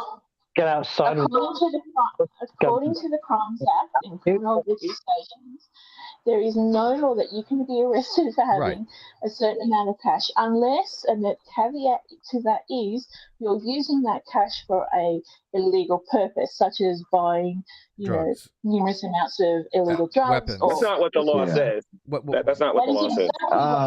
Hey, can I step in? In which state? I'm just curious. In which state? G-Man. Hey, G-Man, real quick. Have you ever read the Title 26 of the United States Code? That is actually the IRS code, by the way. No, I haven't, but I do know that the federal income tax law that we have in this country is illegal because they didn't have enough people to do that vote. Most people know that. Actually, that's incorrect because there is an amendment in the United States Constitution where income tax can actually be levied. Yeah, in the United States. How many people were present when that? In the United States, that was ratified. How many people were present when they voted that law? When they voted for that law? Yeah, it's constitutional. Correct. How many people were present? The federal law can levy taxes. It's constitutional. Yeah, it is constitutional because there's a lot of things that are constitutional that ain't supposed to be constitutional because it was illegal when it was done. Okay, here's the way a constitutional amendment works. It has to be done by two. It has to be done by 2/3 of the states. And so here's the thing: two-thirds of the state or the Senate and the House of Representatives. Okay, we get it. G-Man's right. Two-thirds of the Senate. G-Man's right. Yeah, I agree with them. It's 2/3. I get it, but it has to go through Congress, and then it has to go through a certain amount of the states. But so it actually went through that. So all said and done, yes, income tax for now is legal. But again, you don't gotta file a W-2 either if you don't want to. You really don't gotta. Yeah. No, No, you don't. Because if you owe it, and okay, if you have debt with the federal government, and you get audited, and they show by the evidence, let's say you owe $25,000, you're going to have to start paying that. So, and I'm talking about a W-2 form. I'm not talking about a 1099. Yeah. Well, a W-2 form, all that shows is how much money was taken out. You get what I'm saying? W-2 just tells you what I understand that. The job took out. Yeah, that's it. And that doesn't disprove my point about me saying that Kent got in trouble for having more than $10,000 on that one time. Hang on. Let's look at that real quick, because that's not what actually happened. But that's not him not wanting to pay taxes. Hang on. That's not what happened. Yes, it is him not wanting to pay taxes. I can explain. Okay, let me explain, and then Hakta, you tell me if I'm correct. You did a video on this, so let me see if I get it right, because the way I understand it, when he was structuring, which is, again, anything 10,000 or more is going to flag in the system where it's going to be notified to the IRS. When he's paying his people that were working for him, when he was paying off expenses and things of that nature, he would avoid triggering that flag by taking and depositing and doing less than 10,000. Even if it's just $1 doesn't flag. By doing that, if I went to the bank and I took out $9,999 and then tomorrow took out $9,999, there would probably be IRS agents investigating, because the reason people do that so it doesn't flag the system. That's called structuring. That's what he was found guilty on doing. Am I wrong on that, Hogtie? What does that got to do with biology? Well, hang on. We're not talking about biology. Nothing. Hogtie, is that correct? That's correct. There's more to it, but that is correct. Well, yeah, I'm being that has absolutely nothing to do with biology, though. And again, Cindy Lincoln's making the argument that because Kent did these things, that people shouldn't listen to him when it comes to evolution. Sure, but we're talking about what he was found guilty for, and you had a misconception on what he found guilty for. No, you're being a techie. Well, I'm telling you that you guys. That Cindy Lincoln's walking around here telling people that this guy's a horrible guy to listen to when it comes to evolution, and she did that on Brett King's channel for weeks. But that's irrelevant. So do you agree that when you look at the chemical record, you look at the court case, what I just told you and what Hogtie just said, that's what he was convicted on? Do you agree with that? I believe that the man was, well, actually, there's two reasons why I believe he was thrown in jail. One, for having more than $10,000 on his person. Nowhere does it say that. And then number two, for his work that he was doing against the theory of evolution. Okay, but neither of those are in the court case. Well, here's the thing. Yeah, okay. Wait, hang on, everybody, because everybody's talking over to the Hogtie. Can you address that? Because there's nowhere in the court case that say that. I can, and I want to apologize in advance to the other people in the room. This is going to take a little bit of time. It's going to sound like I'm long on the microphone. I promise you. And G-Man, please, G-Man. Okay, so there's an interesting thing about the number $10,000. There's a really interesting thing about that value. It's mentioned in U.S. Code, what's it called? Anyway, 5324. Also with insurance policies. So let me try this again. G-Man, please be patient. I will make a point here. So my insurance policy says that if, let's say I take in some money. Let's say I have $3,124 and I have it in cash and I'm taking it to the bank, but on the way to the bank, I get mugged, I get robbed, and somebody steals $3,124. I go to my insurance company and I say, hey, somebody robbed me for $3,124. The insurance company will pay me $3,124 because that's the exact amount that I was robbed. If I am walking down the street with $31,000, my insurance company is going to say, you're an idiot. You should not have carried $31,000 with you. The amount that most insurance companies will insure for cash happens to be $10,000. Also, the IRS reporting limit happens to be $21,000. G-Man, I would love it if you look up a particular case that has to do with a gentleman, get a pen, G-Man, Andrew Clyde. Andrew Clyde is a U.S. Navy veteran who has retired, and he started a business in Athens. G-Man, I think you know where Athens is. He started a business in Athens called Clyde Armory. And Mr. Clyde, Andrew Clyde, used to take, it's a firearms. He used to sell guns. It's totally legal. He had a gun shop. And some days he would get $8,124. He'd walk that cash to the bank. Some days he'd get $9,227. He'd walk that cash to the bank. On days that he had $11,124, he would take to the bank with him $9,900. The reason is his insurance company would only insure up to $10,000 lost. You following, G-Man? If that dude, Andrew Clyde, had with him $12,000 in cash and he got mugged and he lost all $12,000, his insurance company would say, hey, that sucks. Here's your $10,000, because they capped a limit on the amount of compensation you could be given if you were robbed. So Mr. Andrew Clyde used to carry with him at most $10,000, never more than that, because it violated his insurance. Yeah. So he's doing these deposits. Go, Steve. I was just gonna say real quick. He also didn't. He was also found liable for like $1 million judgment by the IRS. He was. Yeah. He got busted. Yeah. So remember, and again, this is the United States of America. Everybody knows what that country is. He got caught. So the IRS and the FBI looked at his banking transactions and they went, wait a second, Andrew Clyde is always doing cash transactions a wee bit less than $10,000. That dude is, I'm going to use a term, G-Man, you with us? I'm going to use a legal term that's in the IRS code of the USC, United States Code. He is so-called, quote unquote, structuring transaction. Mr. Andrew Clyde was always structuring his transactions so he had less than $10,000. But here's the funny thing about it.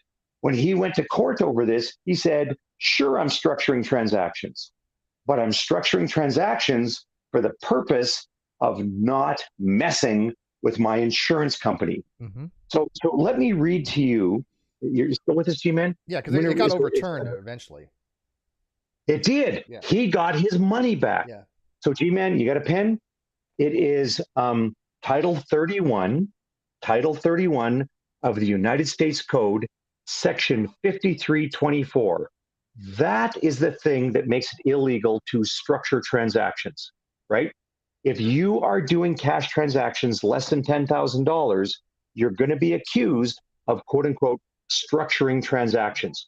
Structuring transactions refers to Title 31 of U.S. Code, Section 5324.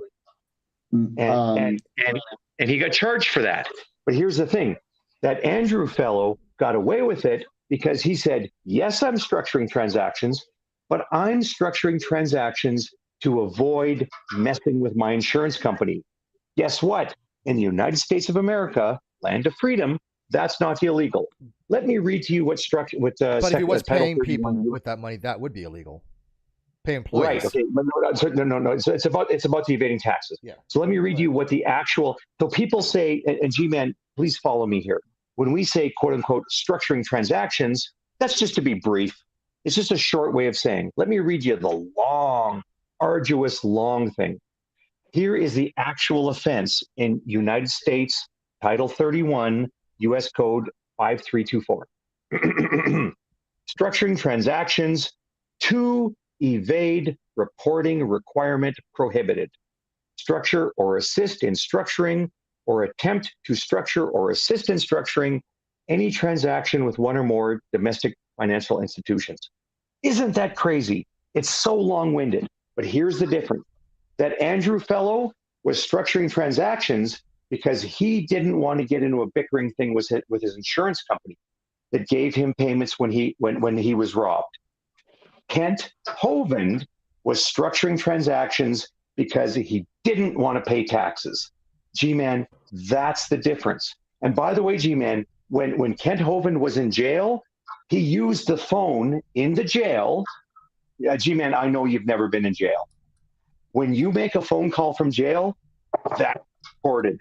Kent Hovind has been recorded phoning his wife and his son and telling them, be careful when you move money around, because if you move more than $10,000, the IRS is going to be on us, and we're going to have to pay tax on that. Here's my main point. Thank you, Steve. Thank you, your audience, for letting me be so long-winded on the mic. Here's my point. It is totally permissible. America's the land of freedom. It's totally permissible. As G-Man said, G-Man's right. Get $1 million in cash and carry it around in your pocket or a suitcase. Totally cool. Land of freedom. If the reason you're moving around cash in slightly less than $10,000 is to not piss off your insurance company, totally legal. If the reason that you're carrying around less than $10,000 in cash is because you're trying to dodge the taxes, that's illegal under 5324. I want to repeat that point. Kent Hovind was charged with and convicted for structuring his transactions for the obvious purpose of not paying his taxes. America. Yeah, exactly. One second. Here's a big point on that. Look, I used to do bank deposits, right? I've been a store manager. I've had to literally take the deposit, get in my car, and drive to the bank. Let's say it was a $20,000 deposit. Usually they were just in the less than 10,000, but let's say that it was hypothetically 20,000 or 10,000. That wouldn't be against the law, even though I had cash in my possession. I could keep $1 million in my home in cash if I wanted to, if there's already been taxes paid on that. There's nothing wrong with that. Now, the problem with that is, as a fire, you're screwed because it's debt money and it's fiat money and it's not backed by anything. Right. So a lot of people don't carry around a lot of cash because of the same reason. If you get mugged, most of the time you're not going to get that back, or anything like that. And your insurance, if you have it, is not going to pay for anything more than $10,000. So it's really silly to kind of carry that much amount of money. But right now, I can go to my bank, withdraw over $10,000, stick it in my pocket, walk around with it, put it in my house, and there's not a damn thing the government can do about it. Nothing. Exactly. And by the way, when I carry around just for clarity for the Americans, when I carry $10,000 in cash, that's about, I think it works out to about $587 American. I'm sorry, G-Man's been so patient. He's been muted for a long time. Can I hear that for G-Man? Yes. G-Man, I want to tell you, no, please, pretty please, G-Man, if you care about truth, pretty please, G-Man, never tell people that Kent Hovind was convicted because he had cash on him. G-Man, pretty please, and I want you to unmute your phone, pretty please. Please understand, whatever you think about Kent Hovind, whatever you think about Jesus Christ, pretty please, G-Man, recognize that Kent Hovind was convicted because he took many, many steps so that he didn't have to pay tax to your federal government. 100% correct. Do you accept that, G-Man? I think you wasted 20 minutes of your time. And the reason why you wasted 20 minutes of your time explaining all of that is because earlier I said that there is a major disagreement amongst Americans in regards to paying federal income tax and regarding paying certain taxes in this country.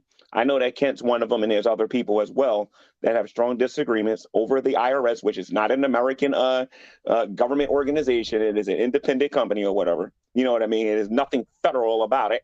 You know what I mean? And a lot of people do not like paying federal income tax because they don't feel like Americans have to do that. And there's a lot to that.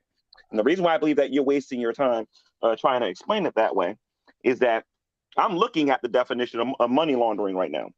They considered what he was doing. It wasn't money laundering. It wasn't money laundering. It was not money laundering. It was structuring. They considered what he was doing to be a criminal act. Wait a minute. Hold on, Hogtie. You got 20 minutes, dude. Hogtie, you got 20 minutes. Give me 1 minute. He wasn't. Give me 1 minute. You had 20. No, you're right. You're right, G-Man. You're right. But just to clarify, he wasn't convicted of money laundering. He was convicted of structuring. Correct. I apologize. Go ahead, G-Man. Yeah, so he went to jail for money laundering, and also, like I said, not all Americans in this country. Oh my God! Not everybody in this country agrees with the federal income and the federal income tax. And my real question is this, and I'm saying the same thing I said on my channel. What the heck does him paying taxes got to do with biology? Okay, because again, Cindy, I'm not done yet. Hold on. Cindy Lincoln and the other the secular people that was in Brett King's room that day when I was in there, they always trying to say nobody should take this man seriously when it comes to science, because of how he treated Cindy Lincoln and because he didn't pay his taxes. And I think that's an extremely dumb argument for people to use. Yeah, sure, we all agree. That's a dumb argument. Yeah, people should stop listening to we Kent agree with Hovind you on that, though. When it comes to biology with that. We agree with you on Cindy that. Cindy Lincoln was acting like a devil when she was doing all this. But that's irrelevant to what we're talking about because we actually agree with you on that. So hey, Hannah. That's what I'm here to talk about. But hang on. But gee, if you go and read the court case and you read the law, what you have just said is fundamentally 100% categorically in error. It's wrong. That's not a matter of even close to being correct. It is something that objectively anybody who can go read the case can see what you just said was not what happened. I'm actually doing that right now, actually. I know what I'm talking about. No, I'm not going to argue it here, though, but I know what I'm talking about. Because that's not what happened. I actually know what I'm talking about. It wasn't money laundering, no. And it wasn't money laundering. Structuring is completely different Absolutely. to money laundering. Structuring, and so I just want to add what that structuring isn't just about having the amount of cash. That's why this article says that he was arrested for money laundering. Hang on. What? Hang on. I'm not done. As the previous gentleman said, I'm sorry, I can't remember your name, I was called a gentleman. The structuring was in relation to if you have just amount under the amount of the prohibited amount of cash. It isn't just about protecting the amount. It's also the investigation also comes into play when it comes about the frequency. So if you have just under $10,000 at that in your bank, on your person or doing whatever, or it gets triggered, it may not be anything. However, if you regularly do that, it actually shows there could be a pattern of behaviour indicating that you're wanting to shirk authorities for whatever reason. And I'm not talking about taxation, I'm talking about investigation. Now, in relation to money laundering and structuring can be part of the methodology of money laundering. It is not money laundering as it is. And now I'll mute. Thank you very much. Yeah, and that's exactly the point. The reason why they have these laws is... I would like for all of you to go let me finish. I was in the middle of a sentence, G. So here's the thing. Let me finish. So when it comes to money laundering, one of the reasons they have this 10,000 is to prevent money laundering. Okay, and money laundering is when you have dishonest gains through some kind of illegal activity that you're putting through an actual business in order to make the money clean. In other words, if I have a source of income, let's say I got $10,000 from dealing drugs or something like that, I need to find a way to get that money into the bank. They're not going to go, where'd you get this money from? You only make you make $30,000 a year, and all of a sudden you come up with $10,000 every 2 weeks or $100,000. All of a sudden, where'd you get this money from that you're not claiming? And so what they'll do is they'll slowly inject it into a real business. Like for example, let's say you sold paintings. I'll say, hey, gee, I want to buy your painting. I'll give you $100,000 for that scribble. And then it goes into the business, and now that's clean money. That's money laundering. Right. That's not what he did. That's not why you went to jail. That's not what he did. Can I go? Hey, guys, can I step in, please? I got it from the horse's mouth. I got it from the horse's mouth. I hope I can still be heard. Yes. This is from the appeal. This is from the 11th Circuit Court in 2008. USA versus Kent Hovind, number 07-10090. Background. The Hovinds owned and operated Creation Science Evangelism Enterprises, which sold videos, literature, provided lecture services, and hosted live debates. Between 1999 and 2003, the Hovinds withdrew from South Bank over $1.5 million in increments less than $10,000 to avoid federal filing requirements. The company documents and records of the transactions. Established that Joe controlled the finances of Evangelism Enterprises and controlled most of the checks that were cashed. Kent, who oversaw his wife. Yeah. Kent, who oversaw payroll and related federal tax obligations, failed to withhold or pay quarterly federal withholding taxes or file related documents with the Internal Revenue Service between 2001 and 2003. The Hovindites were charged within a 58-count indictment. Kent was charged in the first 12 counts of the indictment for willfully failing to deduct and pay federal income and withholding taxes for employees of the evangelism enterprises. 26 USC section 7202. The Hovindites were charged in the next 45 counts for structuring cash withdrawals to avoid financial reporting requirements. C 18 USC section 2. C 31 USC sections 53 13 subsection A 52 34 24 subsection A paragraph 3 section 53 2 subsection D 31 CFR section 103.11. Kent was charged with the last count of indictment for obstructing the administration of internal revenue laws. 26 USC section 72:12A. The indictment also included provision for forfeiture by the Hovindites of any and all property, real and personal, involved in the financial reporting crimes and any property traceable thereto. And if that specific property could not be recovered for the forfeiture of any of the property, the Hovindites up to the value of the property. Approximately 2 months after the court imposed filing deadline, the Hovindites moved to dismiss their indictments. The district court denied the motions as ultimately without merit. There you go. That right there is from the appellate court. So G-Man, right, you're just wrong. It. I mean, the everything you just said is clearly wrong. Do you accept? Wait, hang on. Let me finish. What I'm going to do is this. If you do not wish to accept that and you say you're not wrong, all you need to do for us is to provide a piece of evidence from the case, from any credible legal source, that is not what he was charged with, and that's not what he appealed. I Googled it. He said he was arrested for money laundering. I've heard it out of Kent Hovind's own mouth. Wait a minute. Hold on a minute. Hold on. No. You get galloping. Hold on a minute. You get galloping. No, that's not what Gish Galloping is. I want to, from the court case, what Hovind is a liar. We all know this.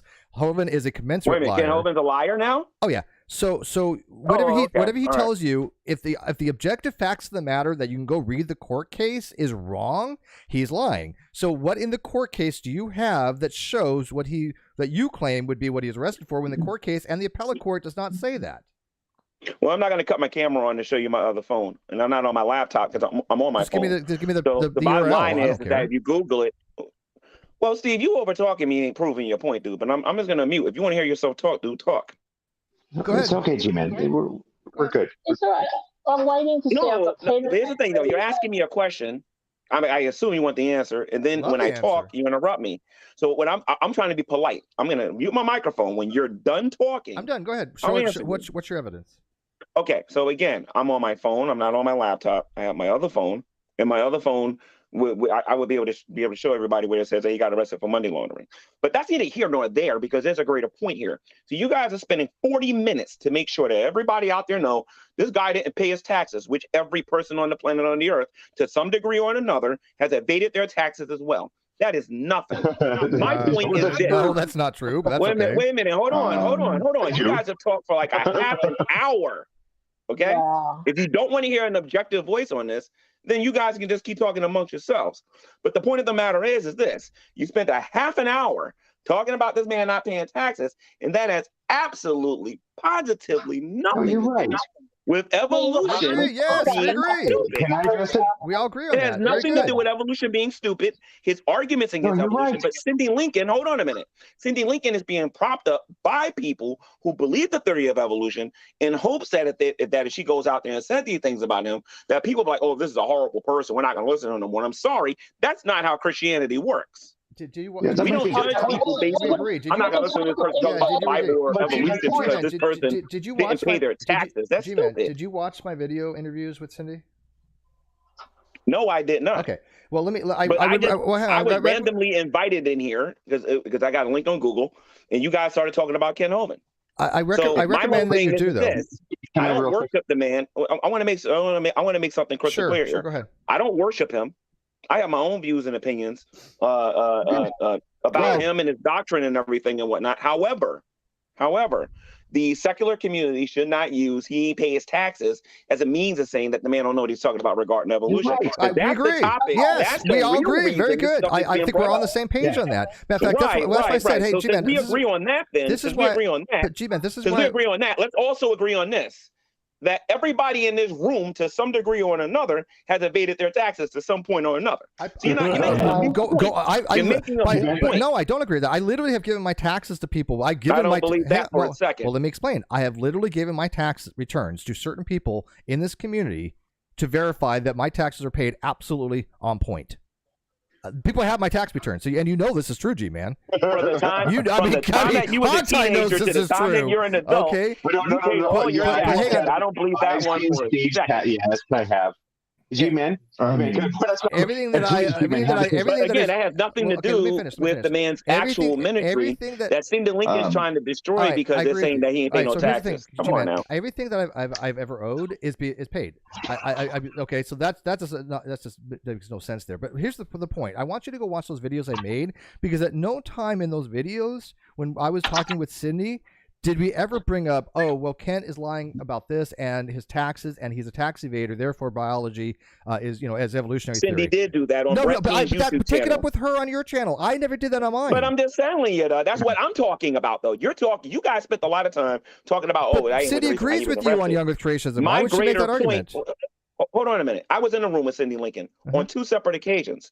That woman is doing that because she's hurt and she's trying to spite the guy. I know the real reason she's trying to do it. And she don't want to have a one-on-one with me about it because I'm going to bring up the Bible and I'm going to talk about what did God tell you to do when you have a disagreement with another believer. And she didn't do that. Instead, she went to the secular world and said, look, at all of the things that this man did. And by the way, he's wrong about evolution. Yes, she did on Brett King's channel. But that's not what's true. Yes, actually, what happened is this. That woman is a Jezebel, and I can prove it. And she never ended up in a one-on-one with me. She went to the Christian community first, and they shunned her. Exactly. You want to know why? Because she's lying and she's doing it unbiblically. Because he's a hero. She's a victim of She's a victim of abuse, and the Christian community did not want to call out one of their own. I never said that Kent Hovind was Jesus. Kent Hovind has been called out on several things.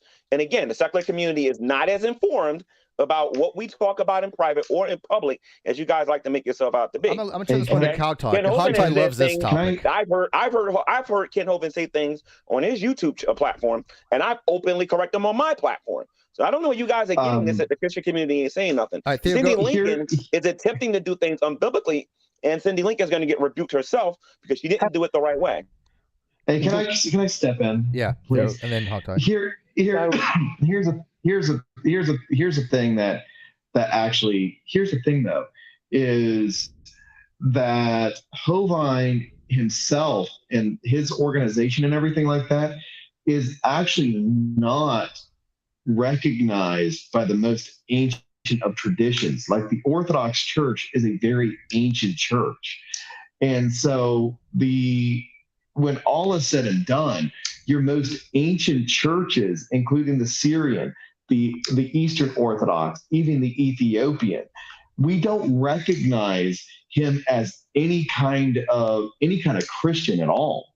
So she's actually by consensus of the ancient churches, she was in her right to seek help wherever she could get it. So no, he is not. He does not have support. Can I ask you a question? Do me a favor. You can screen share any video you want right now. Okay, show me a video where you see Kent Hovind cussing. Just any video. Just cussing up a storm. I'm not. And I'll show you someone Cindy Lincoln cussing up a storm. Show me. Now you said that Cindy Lincoln. Hold on a minute. You said that Cindy Lincoln considered a Christian. Hold on a minute. Now you're putting your reputation on the line. You said that Cindy Lincoln's a Christian and Kent's not. I cuss too. I would like for you. So hold on a minute. I would like for you to show me a video with Kent Hovind cussing, and I'll show you some videos of Cindy Lincoln cussing. Let's see. What about hold up. That's a red herring. All I'm saying is, if she was being abused, if she was hit, if she was being mentally abused at all, okay, hold up. We do have a lot of people that are coming forward about him being abusive. So all being said and done, he has actually been charged. I know that's Yes. that's under appeal right now in the state of Alabama. What we do know is that multiple sources that are independent from each other are saying he's abusive. So all said and done. Verbally abusive or physically abusive? Both. Okay, great. So are we saying that a person is a bad person when they're verbally abusive? Can be. Yes. Yeah. I mean, if you Okay. So one more question. Part of I'm sorry. I I got to form this question a little differently because everyone's all right. Yeah. We might want to rephrase that. Let me rephrase my question because we know that a verbally abusive person is a bad person, right? Now, what about a person who tries to make excuses for crimes being done? Depends. I mean, that would be. I mean, that's what Kent did. Because there's this guy in the scientific community called Richard Dawkins, who I have video proof, who made excuses for mild. Well, I'm not going to say the word, but mild. Take it up with Richard Dawkins. If that's the case, then why aren't you guys every other video talking about Richard Dawkins? I don't ever talk about Richard Dawkins. I don't ever talk about Richard Dawkins. When do I talk about Richard Dawkins? Richard Dawkins, the issue with Richard Dawkins has already been dealt and handled. The big issue with the big thing with Hovind is that he's not this famous guy. He's actually much more under the radar. You get what I'm saying? We are bringing. No, he's actually quite famous, and he's really famous for one specific thing, for brutalizing evolutionists. No, but that's not what he's saying. In terms of, I'm talking to the guy who says he's a Christian. Well, I'm talking to the guy who says he's a Christian. Sidney Lincoln has been caught cussing, bearing false witness, and breaking a plethora of Christ's commands in Brett Keene's room. If you go look at Brett Keene's videos, when Sidney Lincoln went in there, you'll see what I'm talking about. It's not just him; it's all the people. And all the people that were sympathizing with Kent Hovind. I'm sorry, sympathizing with Sidney Lincoln. Why is it that you can come in here and you can say that, the Orthodox Church doesn't recognize Kent Hovind as a Christian, even though every time that man debates somebody or when he's doing a lecture, the first thing out of his mouth is, "I'm after you. I want you to get saved." Sidney Lincoln, that's not her attitude. Her attitude is I firmly disagree. Hang on one sec. I literally talk to Cindy quite frequently, and I guarantee it, she does believe very heavily in salvation. And she honestly believes that Kent does not practice what he preaches, because if he did, he would not be practicing some of the things he does by defending people that have had like for example, the one guy with the convictions of child molestation. He allowed them on Dow. He was okay with that. His argument was this, G-Man. Now think about this. Hang on. His argument was this. Let me give you his argument. This is why I said go watch the video I put out the other day. It was a recorded interview between Hovind and Kelly Weir, I think his last name is, who did the interview, and he specifically said this: had the crimes been committed on Dow, they would deal with it internally. But if what people do on their own time, he didn't seem to care about. He was justifying these behaviors because he was like, well, it's an internal matter. If they're molesting kids, we'll take it up within the Christian communities. He did not at all denounce the guy. He did not at all say it was abhorrent behavior. He supported him, and he's still in the ministry. Okay, are you serious? Are you really going to use an argument with me, with my knowledge of the atheist community and what you guys allow in your community? No, we're not going to do too quoque. Wow. Do you agree, if you have a dinosaur Adventureland, that somebody who has a conviction and is on the Megan's list, somebody who has willfully committed these crimes and is unrepentant of it, would you allow them around kids? Would you knowingly as a Christian? Here's my thing. I want you to answer that as a Christian. I'm answering the question. I saw the video in question, and I don't think Kent did anything wrong. Now, accuse me of defending them. Well, you didn't say. You just Accuse said me you, of doing it. I don't think there's anything wrong with the video. You just said you didn't see the video. I just asked you to watch my last two videos. No, I'm talking about the video where the accusation is being made, where Kent was making excuses for so you did listen to the interview with a little boy or whatever. I saw that video because I was on Brett Keen's channel. I was forced to look at that video. Mm-hmm. When I looked at the video, I said, "What did Kent do wrong? What did Kent do wrong?" Okay. Well, what did he do wrong? See, here's okay. I do want to make a point. I want to make a point here. I want to make a point here. I want to make a point that I'll turn over to you guys. This is where it separates my morality from the Christian. This type of Christian morality. In my morality, what he did was wrong because he's enabling somebody who is a threat to children. In my morality, that is objectively wrong because it violates unimodia. That is harmful. I would be denouncing that to the day I die. In the Christian world, if you're subjectively disagreeing with it, he subjectively disagrees with you. So nobody's right and nobody's wrong. No, he would be wrong. If he says X equals X is wrong, he's just wrong. He's objectively only wrong in your world. In his world, he's okay. But that doesn't matter. It's irrelevant. It's irrelevant. It's a bad argument, Steve. No, it's objective morality. I actually do subscribe to objective morality. But here's the thing: you're trying to justify that behavior, which is really frightful, to be honest with you. I'm not justifying no behavior. What I'm doing is listening to things objectively. I'm not doing this subjectively. I'm doing this objectively, and I'm listening, and I'm watching what's going on. And what I'm seeing is there's a bunch of people being moved by emotion and not being moved by the actual facts of what's going on. We literally gave you the facts, and you denied them. G-Man, go ahead. Can I? Sorry. And the proof of this is this. None of you will acknowledge that Cindy Lincoln is being a devil by what she's doing, and it's painstakingly obvious to the whole planet that this woman is just trying to get revenge. But honest to me, and I think she's amazing. Cindy Lincoln's a devil, and you guys just don't want to admit it. I think she stood up for as an abuse victim. She stood up. That's how much of a devil she is. Go ahead, Theo. I want your sister's phone number, G-Man, because apparently, whilst we're arguing that morality is completely relative, I want your sister's phone number. Is that all right? Is that allowed? Is that fair? By the way, he was arguing subjective, not relative. Here's the thing that is concerning G-Man is in all the states of the United States, it is by law, if you are in a position where when you're in a position that deals with children, including being a pastor, since he is holding a pastoral role, he has the legal obligation to call the Department of Human Resources and report child abuse. He didn't. And can I add something on top of that? Mm-hmm. The fact that if he is harboring people who are child predators, who are sex offenders, whatever you want to call them, if there is complaints that are made and those people come under charges for breaking whatever probation, breaking whatever sentence they have got, whatever charges come through, as someone there, and there's evidence that he knew about the situation, he knew about the records, he actually could be fairly charged with child endangerment at the very minimum. There is a way that he could be liable for this. This has nothing to do with who the devil, God, I don't give a shit. This has to do with the fact that he has stood by children being at risk and not done one single thing about it. Done. Yeah, and he's a mandatory reporter. So go ahead. So basically, in my position, I'm a mandatory one more reporter. Thing. You said that Kent Hovind was not recognized by the Orthodox Church as being a Christian, right?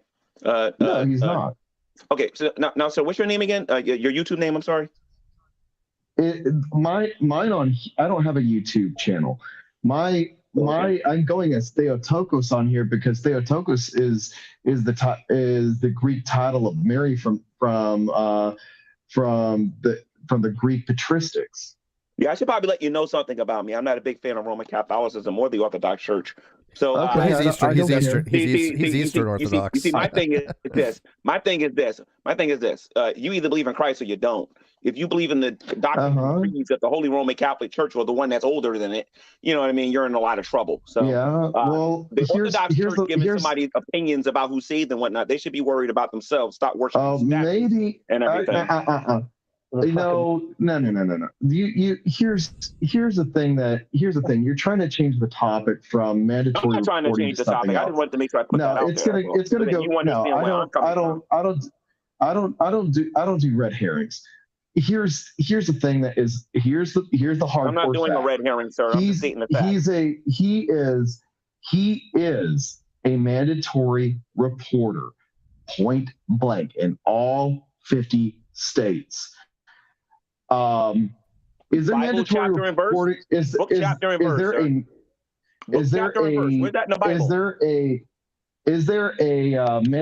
mandatory reporting in the UK, Canada, and Australia, or wherever y'all are from? Yeah, there is. On top of that, we're not talking about mandatory reporting. We're talking about whether or not we can find book chapter G-Man, or verse. hang on, you interrupted her. I want to hear this. Gotcha. So, lady, you're from the UK, so what? I'm not in the UK. Oh, you're Australian. What? Hey, whatever. Where did Australians came from? You look at your flag. Look at your flag. You're UK. Okay, go ahead. Get you some tea and crumpets. Don't tell them in the outback. Come on. Go ahead. I sent a bunch of convicts to a paradise for a so-called punishment. We'll discuss that later. Anyway, sorry, but with mandatory reporting, because I'm one also, it is actually, there's applicable in each country, but also on top of that, child sex crimes has, over the last 10 years or so especially, become transnational. So it's not necessarily nation-specific. So especially when it comes to any type of recordings, filming, audio, whatever, if there is any indication of an international investigation being triggered, then your mandatory reporting requirements in your particular country will be applicable to you. So if you have that, then you have to adhere to it, or you get into a bucket load of trouble. Sorry to interrupt. This is just my bag, and I get excited. No, I think that's pretty well standard, probably in most places, I would imagine. Oh yeah. If you really feel that way, then why are atheists trying to legalize it?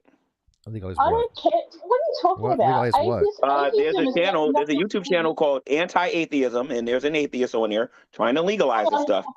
Hang on a minute. I cannot see it, and I will get my criminal law textbook. I don't remember there being a chapter saying atheists in law. It doesn't count that. No. I didn't say that. I said that why are atheists trying to legalize legally aged people and not so legally aged people? I wouldn't have anything to do with atheism. That's just those are called maps, and they're just. I apologize. I can't hear her. What did you say? If you're going to try to divert the topic, at least do it with a sentence structure that makes sense. I'm not diverting the topic. You're making it sound like it's a bad thing when I know it for a fact that atheists, especially in California, are trying to legalize it. No, they're not. I don't give a shit about what I say. Thank you for saying that, Steve. Okay, so name an atheist group, and I will denounce them publicly. What atheist group is trying to do that? I'll do one better for you. Go to the YouTube channel. You can go there right now. It's called Anti-Atheism, and you'll hear the atheists making the argument. I'm not asking that. What's the name of the group? And then two, they're trying to legalize. What's the name of the group? I can help you here. What's the name of the group? Go to the channel. What's the name of the group, Hogtie? I don't know the name of the group. I'm asking Hogtie. But I do know it's an atheist doing it. Now tell me I'm lying about that, Steve. Hogtie, what's the name of the group? I already got you on here saying I'm lying about two things that I know I'm not lying about. Forget it. G-Man, I'll answer your question. 1 second, Steve. Do you know the name of the group, G-Man? He doesn't. Okay. Is it like a map thing? Steve was asking me what the name of the group was. He was asking me what the name of the group was. I had publicly said I don't know the name of the group. However, I gave him the YouTube channel to go look at it. The only people I know doing that are maps. Against it for the sake of I can tell you where this comes from. Please. And by the way, G-Man, we disagree on certain facts of the world. Doesn't mean we don't like each other, but I'm going to tell you, you're wrong on this one. Here's why it's embarrassing for you. Because the whole story that California is striving to legalize, that is, I'm going to say, adult relationships, SX, the word we're not supposed to say on YouTube. Well, sexual interactions between adults and children happening in California is a rumor created by Von Helton. Oh, get out. Von Helton has announced several times Not only that they're trying to legalize it. Here's the funny part. That sounds like a Von Helton. Von Helton has announced that that California, the great state of California, has legalized relationships with children. Yeah, that sounds like Literally, let me repeat it. Von Helton has said that in California. Let me stop you. You're embarrassing yourself. I didn't hear this with no Von Helton. Well, you really need to. Wait, are you saying that's not? Wait. So I told you to go to the anti-atheism channel, and you told me that Von Helton. Are you saying that? Really? Wait, are you saying that's something that is not? You don't think Von Helton is capable of saying? Because we all know that he is. No, I didn't say that. Okay, I didn't say that. You guys, that's your claim. Hawkeye is the one who brought up Von Helton. I never heard that from Von Helton, but thank you for telling me that crazy knucklehead talks about it. But my thing is that if you go to the anti-atheism YouTube channel, you will actually see what I'm talking about. Stop being lazy. Type in anti-atheism. You'll see it. G-Man, listen. G-Man. Hogtie is claiming that Von Helton started it. The rumor. Hey, G-Man. I have a Steve, if you want to save yourself from embarrassment, go to the anti-atheism channel. Hey, G-Man, I have to ask real quick, since it's very, very easy to look at the legislative branch and its hearings in California. I want to know where the bill is. What is the name of the name of the bill that where they're debating over legalizing that? Because in the state of California under their criminal code, and Steve, I don't know what the code is. I don't know the code number specifically, but it is common knowledge that the age of consent in the state of California is 18. You know, good point. Can I say what that guy said? Can we look up? Is it actually being debated in the legislature? I'm going to say that guy made a good point, better than my point about it came from Von Helton. Mm-hmm. Who cares if it came from Von Helton? What's in the statute? If it's true, it's true. If it's false, it's false. Can we do what that guy said? So you guys got in the desperate mode, huh?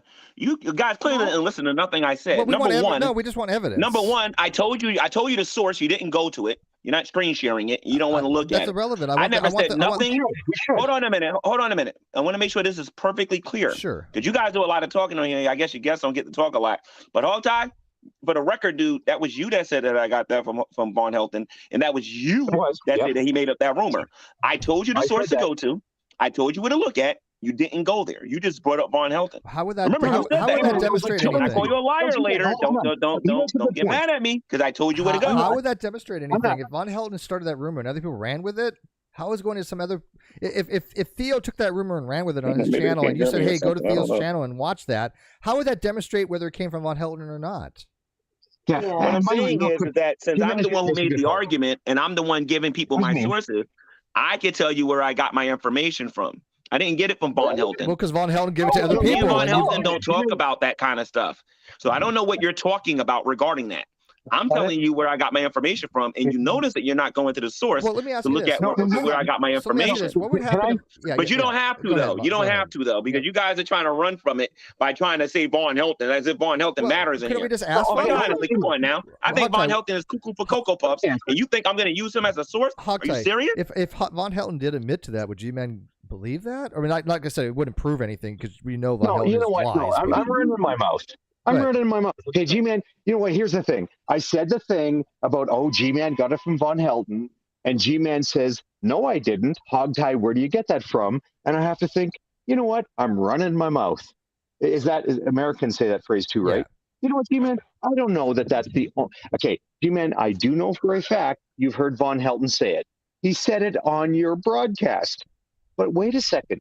Does that put me in a good position to say, the only... When did he say it on my broadcast? G-Man. When? Is like 2 weeks ago. But G-Man, it doesn't matter. 2 weeks ago. Hogtie. I can actually prove on GTV when you was present. Hold on a minute. I can prove when you was on GTV and when you were present that I talked about this 2 years ago. No, don't even try that, Hogtie. Hold on, G-Man. You wasn't there? Oh, that's another lie. No, I wasn't there. Another lie. Go ahead. G-Man. You know I download my stuff, right? Steve, is it obvious to you that I'm completely 100% conceding G-Man's point? Yeah, no, I do get it. Okay, so what Hogtie is trying to explain to you, G-Man, that he cannot say for sure you got it directly from from Von Helton. What he's arguing is Von Helton was the original source. He told other people, you got it from this other sources. So what he said, you got it from Von Helton. Right. And that has nothing to do with my argument. My argument is that atheists are trying to make it into law, and it is obvious. And if you go look at the link I gave you, which you're not going to do, may not have gotten you're not going to screen share it either. You're not going to look at the link. You're not going to look at the. Not going to screen share it. But you may not have. I'm trying to tell G-Man. Oh my God. He's 100% right. I'm trying to tell G-Man he's 100% right about something, and he's still not arguing listening. with me. Right. And it's hilarious. Even when we tell G-Man he's correct and we agree with him, he still argues. It's hilarious. It's something with G-Man. Listen, I get this is your show, and I get this is your platform and everything. But Steve, listen to me, bro. When when I'm making a point, dude, even if it makes atheists look bad, you should just let the point go. You should. My next point was that you agreed that a verbally abusive person would be considered a terrible person. I couldn't believe you agreed to that. No, that's not what I said. I said that it depends. I can name at least 10 atheists off the top of my head who are extremely verbally abusive. One of them being Matt Dillahunty. You don't like him. Then there's Aaron Ross. You don't like him. Hang on, Thunderfoot. You don't like him. You don't like him. Gee, I'm not going to let you get away with that because that's different. Let me explain something. I happen to like Aaron Ra. I've gone on record multiple times to say I happen to like Aaron. I do not dislike the man. So let me finish. Let me finish. I have never said that I dislike Aaron. I happen to like Aaron. He does amazing things when it comes to the topics that he knows about, when it comes to phylogeny and cladistics and biology. He's outside his area when he starts talking about philosophy, and he gets multitude of different things wrong, and he never corrects them. That's my criticism as a non-believer. I call out my own, and Aaron didn't like that, and he couldn't handle that. But I don't have any ill will toward him, and I do not dislike him. When it comes to Matt Dillahunty, verbally abusive. Let me finish. One of your friends is also physically and verbally abusive. I'm sorry the middle of my sentence interrupted the beginning of yours, G-Man, but I was trying to get this out so people are clarifying, because I don't like when people put out misinformation about my personal views. It's not cool. Stop doing it. I do not even dislike Matt Dillahunty. I think he's an egotist. I think he's a narcissist, and I think he probably understands things better than he lets on, and he certainly does than Aaron, but he's the same way. He will not correct things, and he obfuscates. But I can't say that I actually even dislike Matt. I'm more ambivalent when it comes to Matt Dillahunty. But when you say that I dislike Aaron, you're putting out misinformation to the world that makes it sound that I dislike the guy when I don't. I actually 100% like Aaron. He's a nice guy. He's got a good heart. He just happens to be wrong, and he won't admit it, and he holds that against me. Wait a minute. You know? Did you just say Aaron had a good heart? Yes. I thought Aaron Ra was a Satanist who believed in selfishness and only thinking about himself all the time. That's not a good person. No, he's actually very giving. I actually know quite a bit about the Levian Satanic Church. But here's the thing, Hogtie. Religion that he has right now is very hang on, Hogtie. You mentioned earlier that we all known each other about over a decade, and so have I not been consistent? Have what I said about Aaron and Matt, is that not anything I've ever said? Have I ever changed on that? Always the same. You know what's funny? I think we agree. You know, both of those guys are a little bit full of themselves, but they're generous, thoughtful, kind.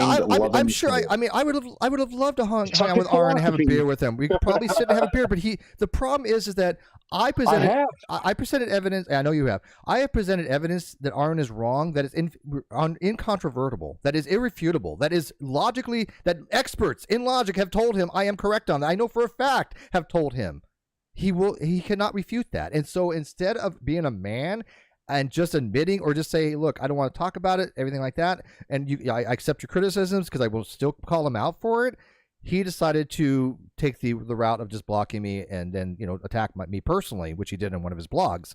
I still don't hold that against him. Well, after Matt, you know what? I don't know. I don't know what was going on there. You know what? Here, can I?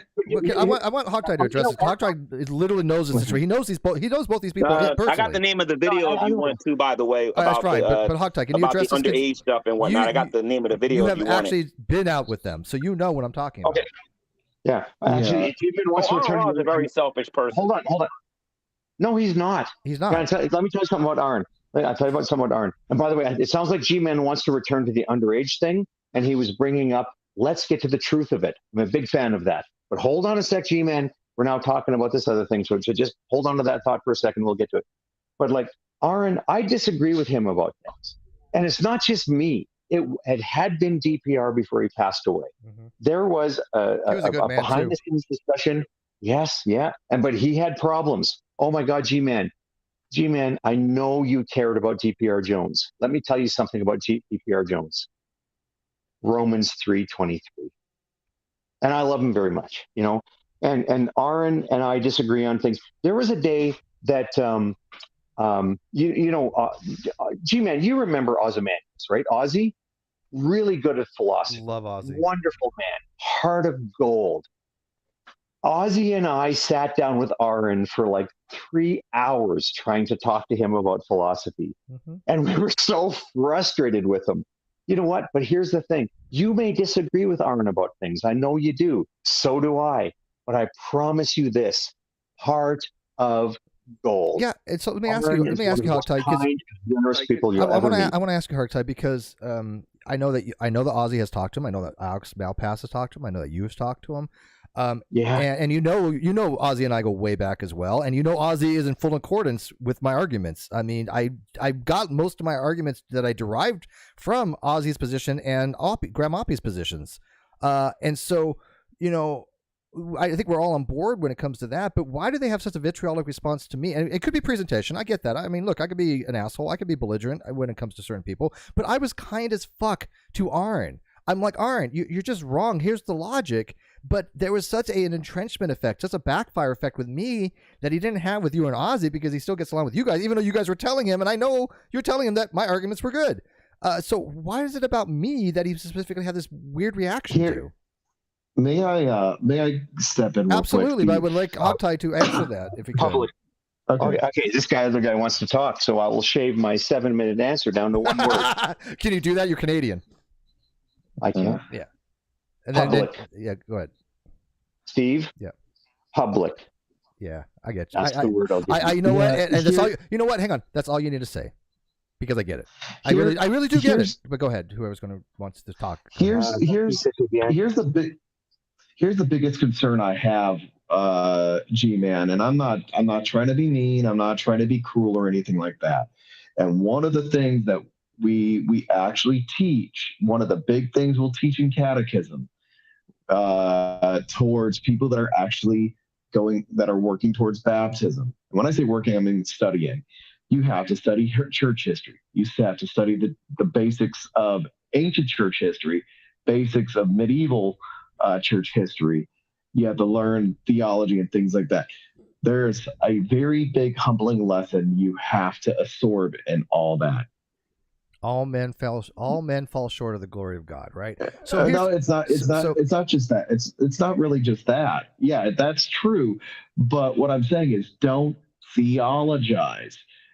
I'm going to say right now, you don't theologize. What I mean by that, excuse me, let me talk. Do you know what theology is? Theology is the study of God. Let me talk. You've had your chance, and I've been very patient. You need to submit yourself. If you want to be the best Christian you can be, you need to submit yourself to the church fathers. You really do need to read those church fathers, because they actually wrote for example, how you understand the Trinity, how you understand the birth of Christ and all that. They defended that. They actually made sure, they also did a lot of the exegesis that we understand today. And there's a lot of things too that they discussed, including the idea of human worth. That's actually that was formalized by Cyril of Jerusalem. There's a lot of things that you're missing out, hanging out with dealing with Kent Hovind and supporting him. You need to come my debate arena with this topic. I don't think you'll last. And so what I'm saying right now is, I'm saying this right now, and as even Dr. Jean Constantino, who wrote the book Thinking Orthodox, she actually mentions that it really takes about 10 years of education, of 10 years of training to become a master theologian. and That's not true. You're not. It's actually true. So I just kind of hang on. I can use my Bible to prove that. This is going way off topic, so I'm going to have to. Wait a minute. Well, hang on. I only got a little amount of time. G-Man, first of all, hold on. I won't answer none of your questions, Steve, unless I can address what he said. Yeah, I want you to. I just want to know. Do you consider yourself an expert theologian? I consider myself a theologian. I don't consider myself an expert. That's fair. Theologian. Address that, then I want to go back to now. Here's the thing. Now I have this man up here. Just tell me that I shouldn't study theology. Are you serious? That's not what he said. That's not what he said. See. I get this is a non-sequitur show. But that's not what he said. This is a non-Christian show. That's not what my channel, man. I let you talk, and I don't let nobody interrupt. That's not what he said. And so But here's the thing, though. But if that's not what he said, then whatever follows is going to be a straw man. Several things up there that needs to be addressed, and I didn't interrupt him. I was quiet. Okay, but get what he said correct. Okay, but I didn't interrupt him. Okay, but get what he said correct. That's all I'm asking. But that's the thing. I didn't interrupt him, though. Okay, so and this is what I'm talking about with good people. I can't take people seriously talking about who's good people, and you're not even being one yourself. The bottom line is this guy talking about that we're not supposed to do theology. We're not supposed to study theology. That's not what I said. I'm supposed to, in order to be a good Christian, I'm supposed to submit to the church fathers. No, in order to be a good follower of Christ, I need to submit to Christ, him first and foremost. Yeah. Then anyone who is following Christ properly, that is the person I'm supposed to submit to. I'm not going to submit to no false teacher or no heretic like the present Pope. That's in the Catholic Church right now. That guy's a heretic. Okay. He's no real believer. Okay. And by the way, sir, since you're part of the Orthodox Church, what's your opinion of the Pope? He claims to be a Christian, by the way. Yeah, if you want to talk about the Pope, then there was no monarchical bishop until the middle of the 2nd century, and you actually don't have a universal papal system until well after the 11th century. So yeah, I'm very familiar with that. When all is said and done, yes or no? No, I'm going to say this Pope is not a Christian, but here's the big thing. Are you sure? I'm positive. No true Christian fallacy. I love when Christians argue which one's the one true Christian. So fun. It's so hilarious. And you really need to figure out about it's hilarious. You don't know what you're talking about. What is the no true Christian fallacy? No offense to here's the big. But you get to argue whether or not an agnostic atheist is an atheist or whether or not atheist is so funny. That's what I want. Don't even go there, dude. Like, honestly, it's funny you mentioned that. It's funny you mentioned that. That's seriously, it's funny, G-Man, because I was actually going to. You got a lot of nerve to see you talking about whether or not somebody is something like that. That's exactly the question I was going to go, which is hilarious. So. But Theo, wrap this up seriously. I love to debate you on that, because I believe that an agnostic atheist and a regular atheist are both atheists, and then neither one of them actually so we can move on. Because I literally, hang on, let me finish. Theology, hang on, let me finish. So I can deal with you with it. Theology bores the ever-living shit out of me, okay? I have a very low attention span for theology. That's not what the program's for. And so I don't... All right. I mean, you could talk about it on your other side. I have a very low attention span when it comes to theology. It bores me. So Theo... So that means... But that's why you're an agnostic atheist, though. Wrap up your point so I can go back to Hogtie for a second. Right, okay? I understand. So you're an agnostic atheist because you can't pay attention to theology. That's why your question's never answered. No, I'm not that, but that's okay. But Theo, go ahead. All right. So then it makes sense of that comment later when I say, well, why are you agnostic? Well, I don't believe there's enough knowledge out there for God to exist. You don't got no patience to listen to me. It's actually funny because I don't know. Do you know who Jonathan McLatchie is? Dr. Jonathan McLatchie? No, I have no idea who that is. Dr. Jonathan McLatchie is a PhD in biology who is a assistant professor from a college, and he messaged me the other day. He has one of his students to actually interview me for some project they're working on about my agnosticism. So, yeah, I'm happy to discuss that topic. But I want to talk agnosticism, about but you have no patience for theology, but you like arguing about whether or not God exists. Because that's epistemology. No. Yeah. Because without theology, you're going to think at epistemology. Anyways, Theo, wrap it up. Unless you know theology, you're going to think at epistemology. So wrap it up. That's what it is. Wrap it up with. So anyway, sir. So anyway, sir, you're an Orthodox. I'm an evangelical. Point of the matter is, you believe in worshiping statues and Mary and these fallen saints and everything, sir. I don't do that. All right. So before you want to talk to me about whether or not Mr. Hovind's Christian, first and foremost, you need to get your theology correct before you can talk about Mr. Hovind's. So that's a straw man. So anyways, it doesn't really matter, Theo, because he literally took what you said and did a 180 on it. But you don't know nothing about theology, so how do you know if I'm lying or he's lying? Because I know what he said, and you don't know nothing about theology. ideology, but you're telling me that I'm wrong and he's right. Yeah, he said. Come on, Steve, cut the baloney, dude. You've been lying the whole time I got on here, dude. He could say I love dogs, and G-Man would go, "Hey, Theo hates dogs." That's exactly what happens. Well, here's the one thing that he's confusing here. We don't actually have statues in the parishes, and we don't even have statues in our cathedrals. So that's another thing. And actually, when it comes down to icons, they actually had icons tracing back all the way to the early 2nd century, and that's because people were largely illiterate. So they actually used icons to show the biblical text to people that were illiterate, because they had to actually have visuals. So they committed idolatry because they was illiterate. No, I got to move on to other things here. So anyways, I got to move on to other things. So Hogtie, I want to ask you something. Begging you to come there with this argument.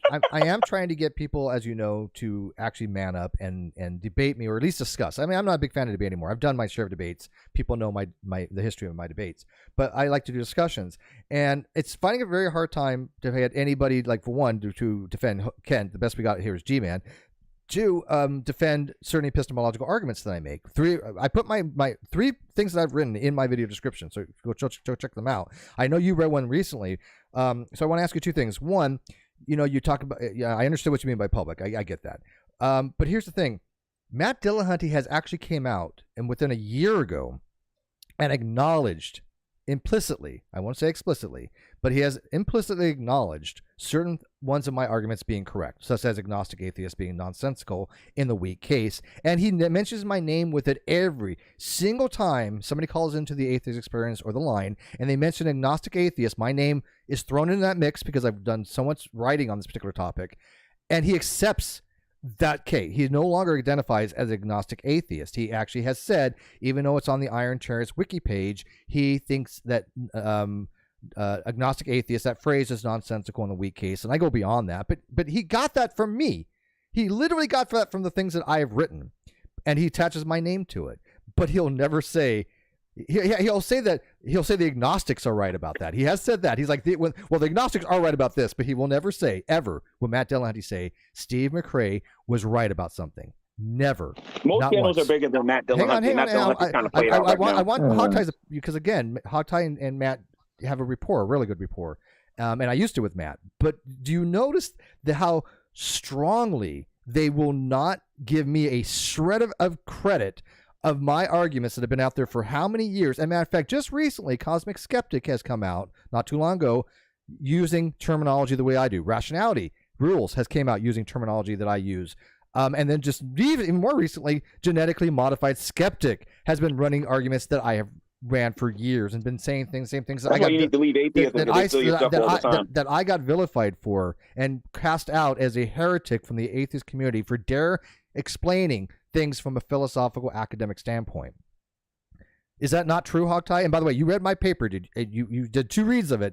Did you think that it was a bad paper? I know that's a subjective evaluation. So one, did you think it was a bad paper? And if you did, that's fine. I'm not going to hold it against you. But more importantly, did you find any logical errors with it? Oh boy, this is going to be a struggle.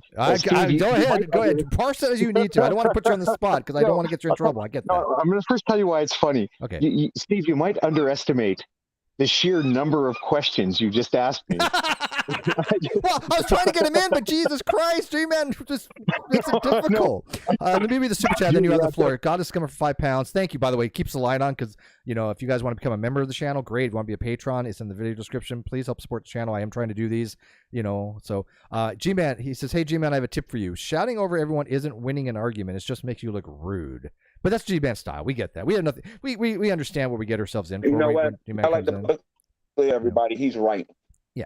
Shouting everyone is totally wrong, but talking over people is wrong too. So we're both wrong. We're both rude, and we both apologize to each other, don't we, Steve? Yeah. No, we know when we interrupt each other. Hogtie and G-Man and I, we know we try to get a word in edgewise. You call yourself rude too. Apologize to the audience, Steve, because you interrupted me too. Yeah, no, and I fully admit that. And I always apologize if I'm interrupting. It's just so hard to get a word in edgewise when you're going down a path that's just either not related or you're strawmanning somebody, and that's when I have to like say, hey, look, we can spend 20 minutes. That's when you're doing it. You strawmanned me. Everybody in here that talked to me today strawmanned me. But I don't think that we did. Took myself to the North Pole when they should have went to the South. But you were literally strawmanning him. But anyways, Hogtie. So I know I gave you a lot to unpack there, and I apologize. I really do. I know your situation, and I don't want you to think I'm a dick, okay? Which you may anyways. But I respect your opinion. Steve, I appreciate the invite, Steve. Yeah, I just gotta go. All right, G-Man. I think they're half an hour longer than I was supposed to. All right, well, Hogtie, go ahead and say goodbye to G-Man. I'm going to say it was good seeing you again, G-Man, and you may have overestimated. Same all the time, same. I know. Listen, we agreed about something. Yeah. I'm trying to tell you. Gotta go. You were right when you pointed out. You were saying, I don't know if this is an American expression. You were saying Hogtie's running in his mouth.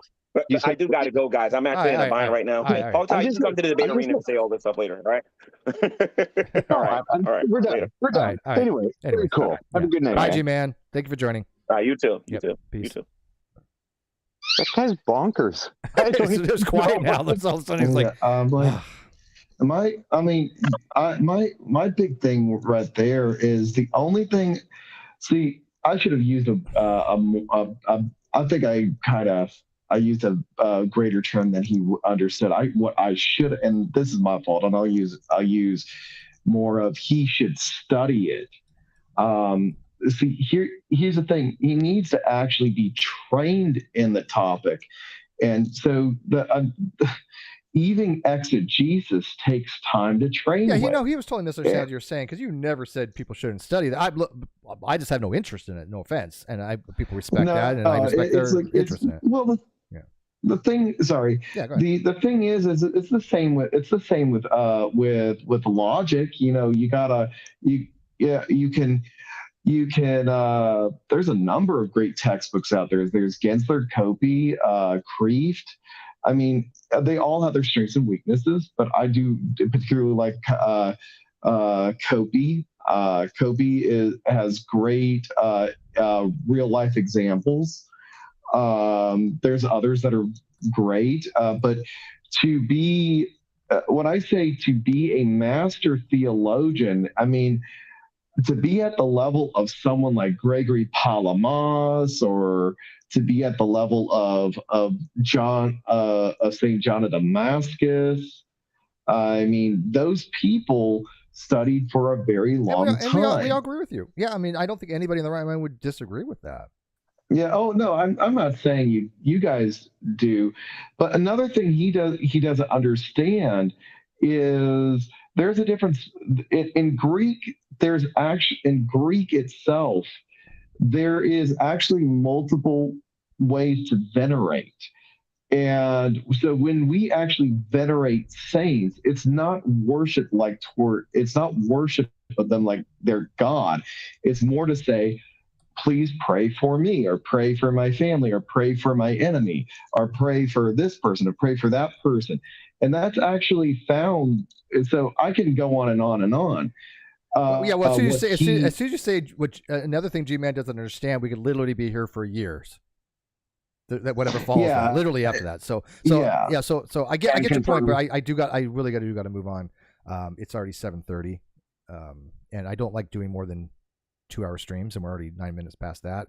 I mean, maybe if I had a marathon where I can get some more subscribers or members, or Patreons, maybe hint, I could run longer. But it's I'm already been at this 2.5 hours. But I love talking. But what I would do is I would take it over to my other channel instead, right, Theo? Because that's kind of more on that kind of stuff that I would do on my personal channel than this show. But I get what you're saying, okay? But anyways, Hogtie. Go for it.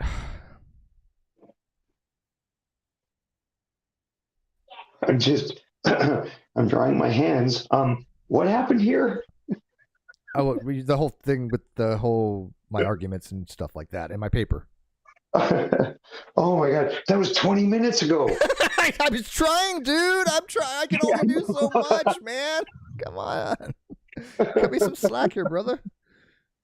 It was so funny. No, you'd asked, and I pointed out, there was some meat to what you were saying. You were asking several things at once, and I think I even picked out my favorite question amongst what you were asking, and whatever the hell it was whatever the hell G-Man said bumped it out of my head. The fact that guy went off. The fact that Matt Dillahunty now agrees that agnostic atheism is nonsensical, even though 2 years ago people were telling me that I was nuts. They're like, Matt would own you in a debate. Matt knows what he's talking about. I'm like, no, he does not. And now it is hilarious because I give two videos. One when he's talking to Anthony Magnabosco, but even more recent video from The Line, he mentions me, but he will not say that I'm right. He'll say something like the agnostics are right. He said that on Twitter, but he won't use my name. Yeah. But people, I've shown that, they're like, oh my God, Matt has changed his position. You aren't lying. Because they're like, oh, you're lying to me. I'm like, no, I'm not. He no longer accepts that as a label for him. And he recognizes that logically and epistemically, there's some major issues with that phrase. And I still can't get anybody to beat me on it because they're still going, well, Matt Dillahunty would tear you up on. I'm like, but Matt Dillahunty agrees with me. What am I supposed to do? So yeah, that's what I was referring to. Yeah. I remember. That's right. Because like I say, that was like 20 minutes ago. I'm so sorry. I forgot what happened. Thank you. That was a succinct revival. I remember what I was going to say. Okay. When you'd also preface that with, well, Hogtie and Matt get along. Actually, I've never spoken with Matt Dillahunty, and I don't think we get along. And I don't think we hate each other. I think we just don't know each other. We're not in each other's orbit. The one time he and I crossed paths was because, and you might remember this, I had an opportunity to interview David Silverman. At the time, the ex-president of whatever the heck that association is, sort of dismissed in disgrace. And I had a chance to interview him, and there were some issues related to Matt Dillahunty's then wife. Right, I remember. And apparently he got word of that, and there were some issues. But here's the crazy thing about it. I don't think he doesn't like me.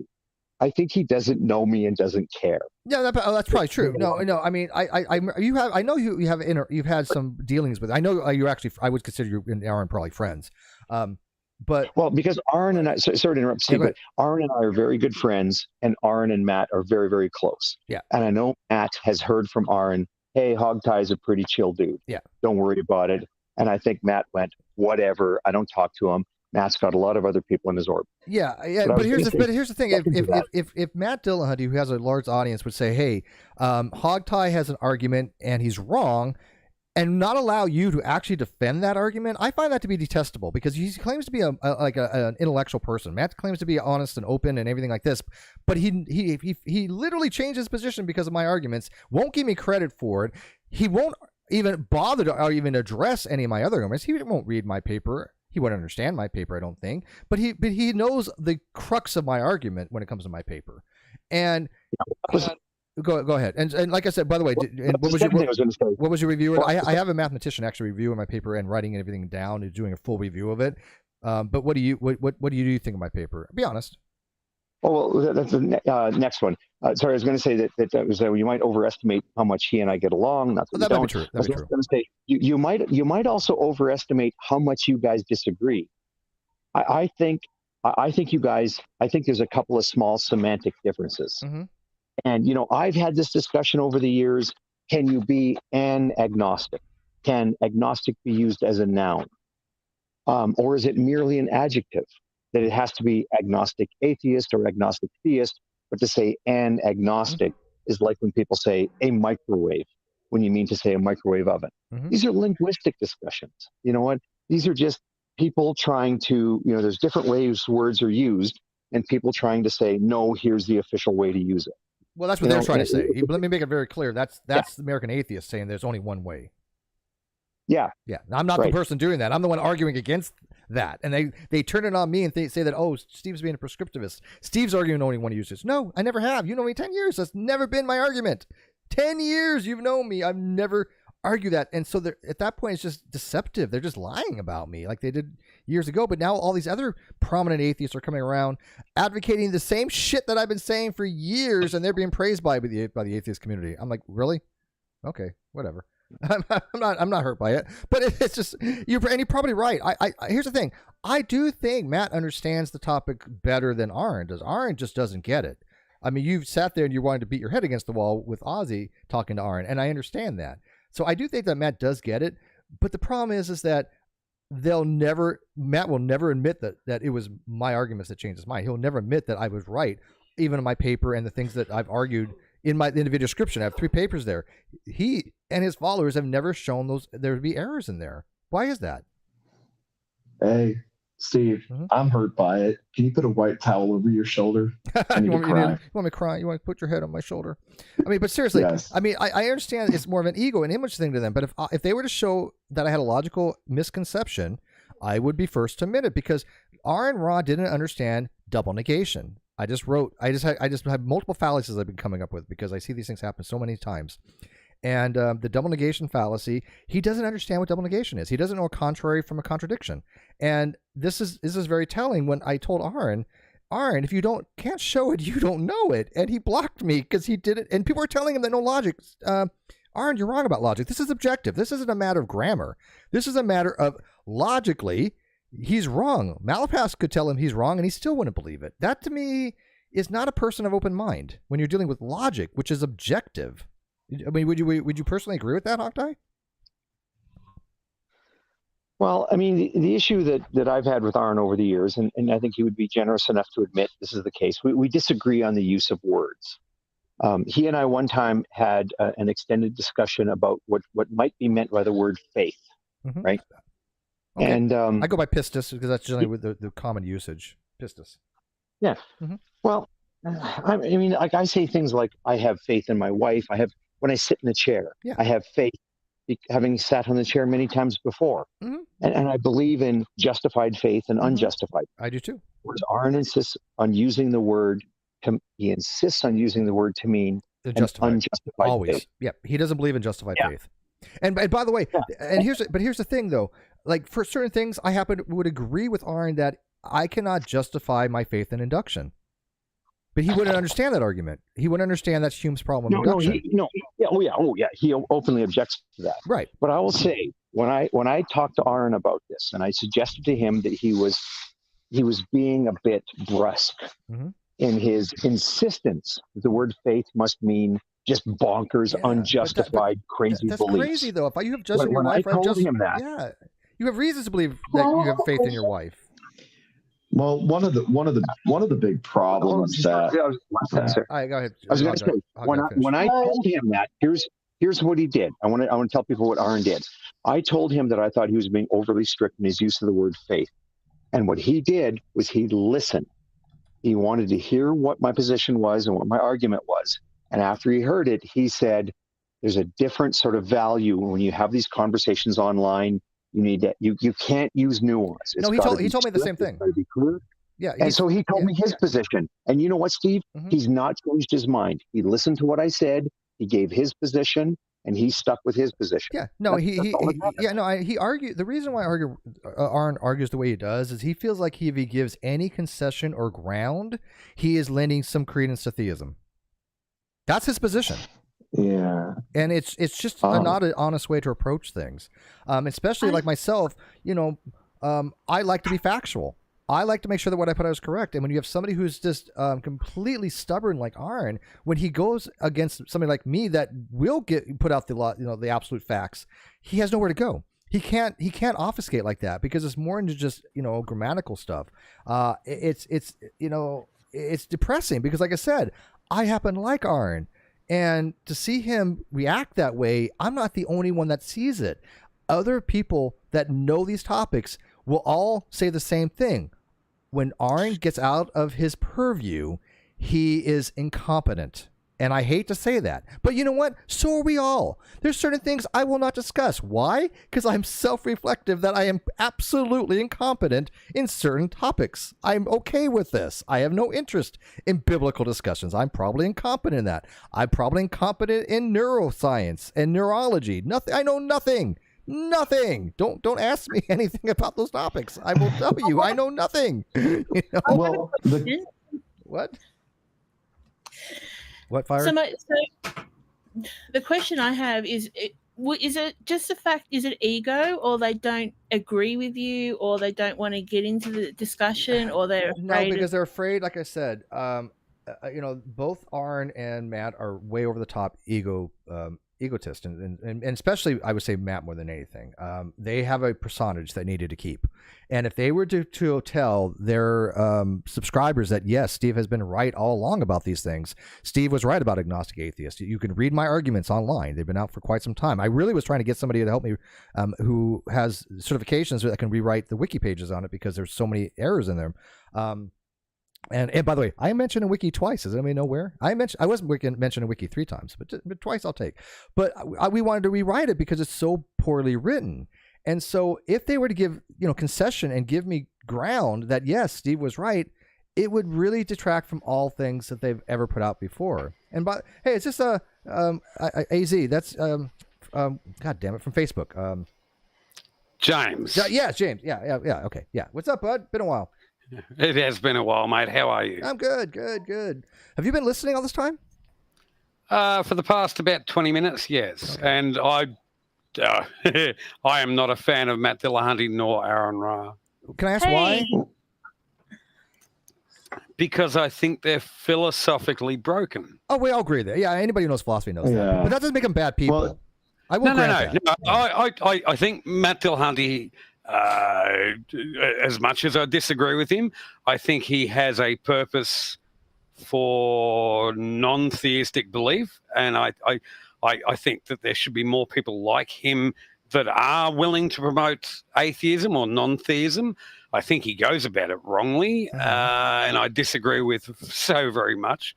But I think there's a place for him. Well, that's fine. That's fine. I got no disagreement there. But here's the thing: why would Matt and Aaron, who will go against theists all the time, they'll go against things we know is objectively wrong? I mean, let's put all cards on the table. Young Earth creationism is false, unequivocally, unambiguously, agreed, 100%, without question. Let me make this clear for my audience, because I know there's a lot of young creationists out there that will listen to this. Young Earth creationism is false. It is absolutely wrong. That is not something that you're just going to overturn very easily, okay? And so that I agree with, right? And so he will easily debate people on those topics because he almost cannot be wrong, okay? I mean, there's nothing. I mean, unless he says something really stupid, as long as he sticks to the facts, it's a given that he's going to do very well. If they were ever to discuss these topics in public with me, they would not look good. They would have to resort to fallacies and empty rhetoric and just nonsense, and that's why they won't do it. Because if they had significant arguments against my work, and I'm going to call it work because that's what it is, they would be like, oh, Steve's an idiot. He's wrong, this, and this, and let me show you why. But they don't do that. They don't dive into my writings. They don't show exactly where I make any errors. And that's the difference. That's very telling to me, you know?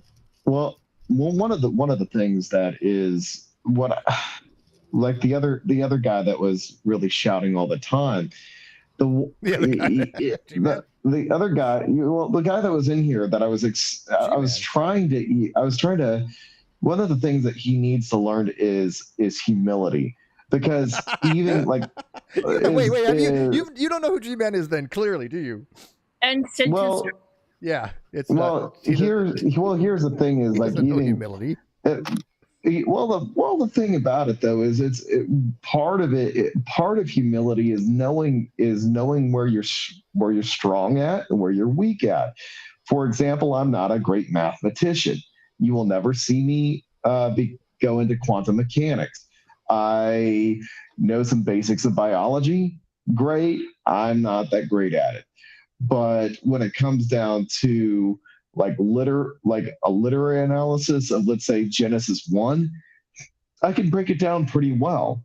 It's not the big thing on that is, we all have our strengths and weaknesses, and that, I like jiving like that. We all learn from each other. But here, like, for example, when you brought up the word pistis, the word pistis is it's a very difficult, when you go to Koine Greek, it's a very difficult word to translate, but a rough way to translate it is loyalty. It is very fidelity, it's very action packed. Sure. So it's not just oh, look up at the sky, let's get high, let's see some colors. No, right, but Arn doesn't understand. That. Arn, and he had a great discussion. Well, wasn't great for him, but he had a discussion with Eric Mendoza. Eric, what's his last name? Mendoza. I forgive me, but he's great. I actually met him. Texas. No, Eric. What's his last name? I met him in Texas. He was a great guy, but he explained to him all this about faith. And see, Arn actually thinks that faith is not just unjustified. He thinks faith is evil, bad. I mean, he thinks that faith is something that is the worst thing to use to try to understand reality. And the problem with he runs into that is that, as he's been explained, we all have faith-based commitments. Even the most radical, hardcore atheist has to have certain non-justified faith-based commitments, or they wouldn't be able to survive in society. It's period. It's just the way it is. Eric Hernandez. Yes. Okay. Is that what you said, Easy Hernandez? No, I said Metaxas. Okay, yeah. Eric Hernandez, I know. Yes. He's a really nice guy, and he really knows this stuff. And so Arn just doesn't want to apprehend, as Hawkeye pointed out, that words are used in specific contexts in certain domains of discourse, very specific and very nuanced. Like, I don't speak Koine Greek. I wouldn't know the actual, specific uses of pistis. And I say pistis, but you say it's how it is it? I always said pistis. It's pistis. Pistis. Okay. But that's not my something I'm interested in. Like you said, we all have strengths and weaknesses. And I, as a matter of fact, even posted the other day, what do you guys think are my weaknesses? One, I might want to look into those things to shore them up, but I was just kind of curious, right? Because I'm not going to have a great discussion on geology. This is something I just don't know much about. Like for Hogtie, I don't want to tell you to talk about your expertise because I know your background, but what is your one thing that you think you're weak in? What do you think is your worst subject that you would just not sit there and engage in any type of real discussion with? I like do you know anything about auto mechanics? You probably do know about cars because you're like a genius in everything. But you have to have something you're weak in. Hogtie's like, no, I know everything about everything. He's like, I'm Canadian. We have a very thorough education system here. Is he listening? All right. Well. Anyways, John, what's your weak area? Anybody? I'm here. Okay, I was like, John. Okay, James, what's your weak area? My weak area is always evolution. I don't know enough about it, so I don't discuss it. And you know what? Respectful. Yeah. Respectful. I props, right? Well, see, here's a thing is that I know, and I one of the things I do know that, like, after reading, having read. And I wish I could get back into biblical Hebrew, but having read Genesis 1 in Hebrew, I know for a fact it does not disagree with evolution. It basically it's basically a cross diet. If you place it in the right way in a kind of a cross section diagram, it's poetry. It's poetics. Well, it's design. That's the reasons to believe approach. It's a very it's a very structured poem, and and the fact of the matter is the way the language is. The Hebrews didn't have a comprehension of there being a specific point of time of beginning. At that point, that didn't happen until they got to Babylon, and Babylon had more of the philosophical concepts. So that's when you see it developing in Esther and other books much later on. But all said and done, there's nothing in there that disagrees with evolution. It basically is what they're looking.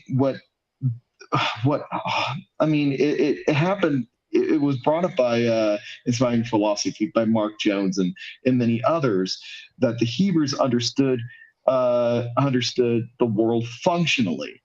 They didn't understand it mechanically like we do.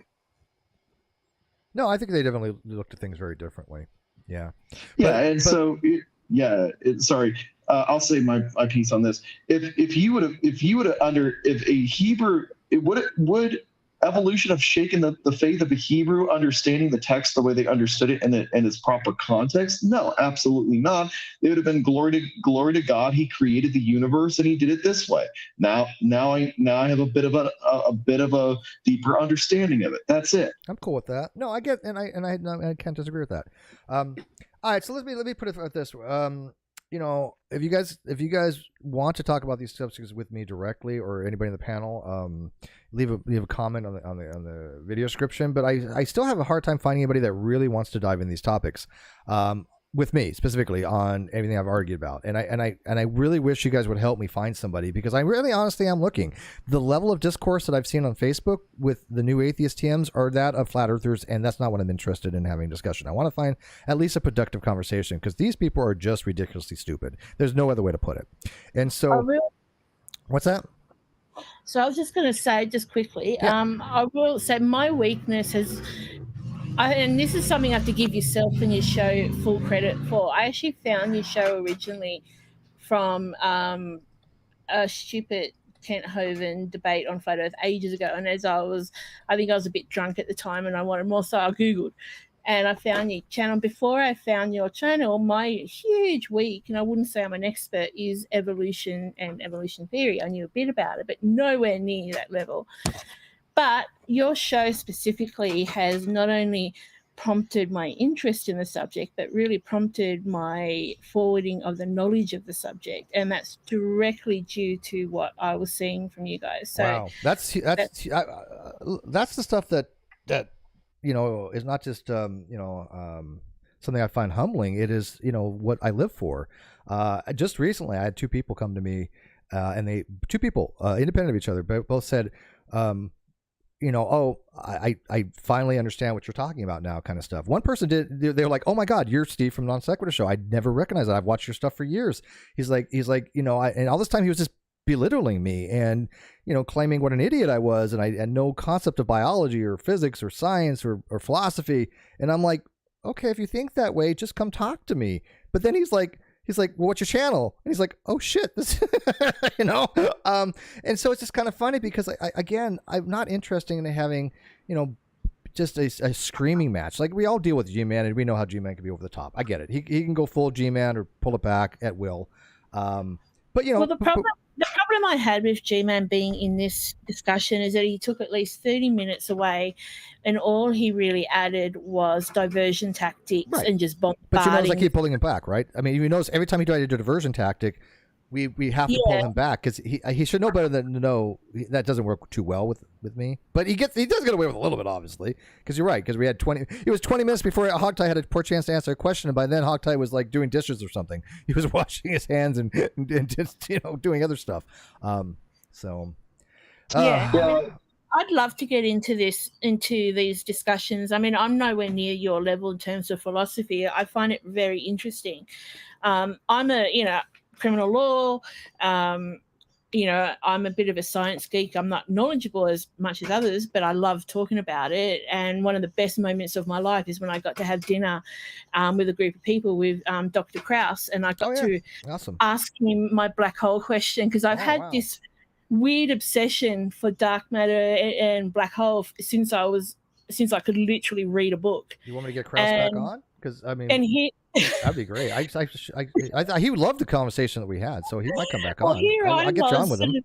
Maybe. Well, I don't fangirl over people usually, but when we were hosting him for a talk here I am like shifting foot. So I want to ask him, but I'm going to sound like an idiot. But I want to ask him, but I'm going to sound like an idiot. But I want to ask him. So I said, can I ask you? I know I'm going to be an idiot. And my nicest guy you could ever possibly meet. Completely open. Have you talked to Hugh Ross? Because I had him on not too long ago. I mean, I happen to know a lot of astrophysicists. Krauss was great. When Krauss came on, I was able to ask him about Gould's No Free Lunch. I was asking about Stephen Hawking's no. Yeah, I saw it. Yeah. And I enjoy that. And you know what's so funny is that you could see, and maybe I was reading into it, but you can see a smile that he had, that he was finally being. He was asked questions that weren't, like very, superficial. Not saying that your question were, but we were able to talk about the topics, and I enjoyed that. I really did enjoy that. But I will have those types of people on again. I've got, Dr. Hancock coming back on to talk about genetic entropy, proteomics, and some other stuff that he wants to talk about. He's working on some presentation stuff, so I'm having him to come back on for biology.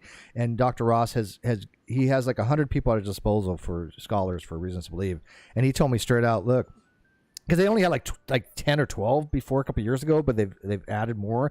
He's like, anybody you want, let me know. And I have full access to anybody that is a scholar for reasons to believe. So I would love people like you to come on and ask those types of questions, because I don't think when it comes to science, there's really, there are dumb questions, but if they're asked in earnest, then there probably isn't a dumb question. Does that make sense? Yeah, it makes it. One of the things I learned is, and I wanted to relay this story, but I couldn't get a word in with G-Man going off on his numerous things. But part of my job, I had to do critical thinking courses, and you think you're a critical thinker and you think you know about how to do it properly. And then at the end of the first day, I pretty much got broken. Well, it's funny you mentioned that, because Jeff in the live chat said, hey, Steve, can you organize a debate between G-Man and John Richards? G-Man could actually win that one. And the reason he said that is because John Richards is an atheist. He's what I call a new atheist TM. He's part of the whole cabal thing with the Atheist Alliance International that imploded. And he is literally one of the dumbest atheists I've ever seen in my entire life. The guy is so ridiculously stupid. He's the guy. I'm not even joking. You may not know about evolution that much, but let me ask you this. He argues, and I'm not exaggerating here. He argues animals evolved from plants. Now, anybody will tell you that is complete bullshit. And so when I quiz him on this, and I say, what expert, what PhD in biology, or even master's, or even a college freshman, do you know that would argue that animals evolved from plants? And his response, I'm not even shitting you, Jeff, probably have seen it, was all of them. This is delusion. This is a delusional person. And yes, G-Man might win against John Richards. I was going to say, but can dogs produce non-dogs? Hey, look, cows can produce non-cows when they produce a bull, but hey, whatever. As Hogtie pointed out. But yeah, it's hilarious that you talk about critical thinking. Just because you don't believe in God, you're an atheist, does not mean you're a rational critical thinker. Genetically Modified Skeptic put out a video like that not too long ago, and I happen to agree with them on that. Well, one of the big lessons I got smacked down with, and I will say smacked down because literally everyone in our class, and we were all grown-ups and professionals in our field, every one of us, even the guys, I think, cried at least once during this course. However, it taught us fundamental tenet is, especially in the job that I do, never, ever, ever, ever close your mind to discussion. Even if you're worried that it makes you like an idiot, it means you gain knowledge. So I'm happy to be an idiot. I've been an idiot many times in my life, and I'm happy to be an idiot many times in the future. Being an idiot, being basically an idiot is someone that is so engrossed in trying to promote how smart they are, how they're great at everything. That's an idiot. Now, a person that goes in and says, you know what, and they're humble enough to say, hey, I realize I didn't know this much. I appreciate this, and whatnot. And, kind of can. And I'm not saying there isn't going to be some pride you don't have to chew, but if you can chew that pride, that's not really an idiot. It's just someone. It's all part of what they call part of the learning side. I think an idiot is somebody who doesn't revise given substantial information. Okay, for example, I to give an example of an idiot. I know we're running long here. You guys want to continue for a while? I mean, this is 3 hours, but this is. I said this is going to be an unusual show. It's not like the usual show. So if the outside chat wants to continue. Let me know. I appreciate it. So I'll give you an example of an idiot. And Hogtie, if he's listening, will definitely remember this. I brought it up not too long ago. We had a person in the Great Debate community that didn't understand the difference between DNA dissolving in water and degrading in water. These are absolutely different things. They're different concepts. And we were all trying to explain to him that DNA, being an acid, dissolves in water by protonation of releasing a proton from the sugar phosphate backbone, and so that's what I call an acid. That's what an acid does. It proteates the water, right? You have a higher concentration of hydronium to hydroxyl. We were trying to explain to him this concept. Yes, DNA dissolves in water. It doesn't change the nucleotide sequence. It doesn't have any kind of enzymatic function like a DNA enzyme to break it down. It doesn't degrade. It will after a period of time because, there's usually some kind of things in the water that will cause that. But you can dissolve DNA in water just fine. And he didn't understand that. Even though he had experts, multiple experts explain to him this, he would not revise his position, and he would find the silliest thing to try to justify the fact he didn't understand what it meant to even be an acid. Right? That to me is an idiot. He was an idiot. I mean, Hogtie, are you listening? Would you consider him to be an idiot? He's not. Here's what's funny about you asking if I was listening. About 2 minutes ago, I put my earbuds back in. I was doing something with my kids, and so I actually had my earbuds out for 5 minutes. And I come back, and I halfway heard that story. I know exactly what you're talking about. I didn't mention the name. I know, but I know exactly what happened. So, yeah, in fact, you might remember there's a video on my channel called something like True Empiricism and Hogtie Champs Solvate. That was one of the best. I've always told this to you. That was one of the best titles I've ever seen on YouTube. Seriously, that was pure goddamn genius. I love that title. Come on, you admit it. That you have to know that was a good title. It was good. It was good, but and yet a horrible discussion. Oh yeah, it was great. And he and I always got along. I tend to get along fairly well with the believers, even the nutters. And he and I got along, and there's one point when I told him, forget what the word dissolve. See, here's the problem. So dissolve means, things go into solution. The ions go their separate ways. They might be charged, but they intermingle with the water molecule. Whatever. The problem is that in English we say dissolve means to sort of dissipate and disappear. Right? Oh, my hopes dissolved. Right. When I saw that she had shown up, my hopes dissolved. Corrosion. So I asked him. Yeah, I said, forget what the word dissolve means. What I'm asking you is, when DNA goes into water, does it fall apart like a sweater? Tissue paper. I think you said. And it just didn't work. He just never got it. But didn't that show that he didn't understand the underlying concepts? No matter what you want to use the terms, I don't care. Right. It doesn't even matter what you call the terms if you don't understand the concept. And here's the funny thing: he was promoted as seriously somebody who's an expert in biology and genetics, especially. Yeah. He actually said that he believed that he had the equivalency of a master's degree in genetics. He didn't know what a nucleotide sequence even was. That's just hilarious. And so back to you, lady. Yeah, I agree with that. And another thing, when I talk about whole 0.9 on repeating equals 1, that's an objective math fact. And so I invite people, okay, show me that I'm wrong about that, right? But when I show them mathematically that they're wrong and the penny isn't dropping, I happen to call them an idiot. I think they're an idiot. I will use those types of terms. By the way, Hogtie, you mentioned you had your earpieces out. I had asked everybody what their weakness was. I even said, look, don't ask me anything about neurology. Don't ask me anything about geology. These are subjects I know absolutely nothing about. Geology may be bare minimum, but I mean, I know nothing about certain things, okay? What do you think you are the most inept at? If you had to say, hey, yeah, I'm inept in this subject, and be self-reflective, what would it be?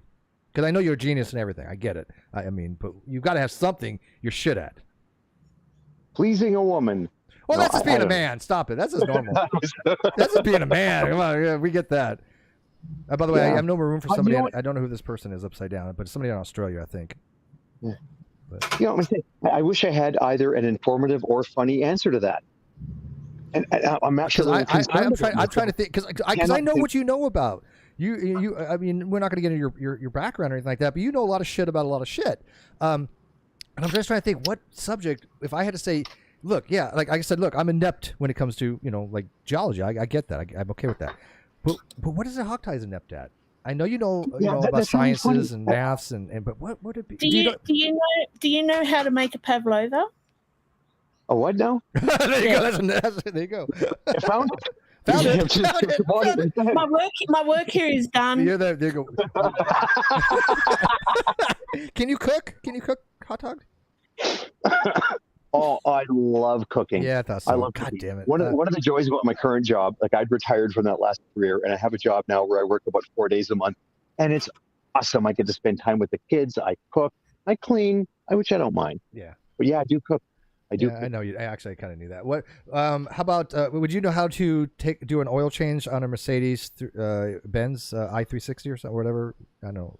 Well, not a specific one, but I'd look it up. Like honestly, my first car was an '84 Honda Prelude, and I went down to Canadian Tire and I bought the Haynes manual for the '84 Prelude. Yeah. See, you could figure things out. That's your skill set. You could literally do just about anything given enough information.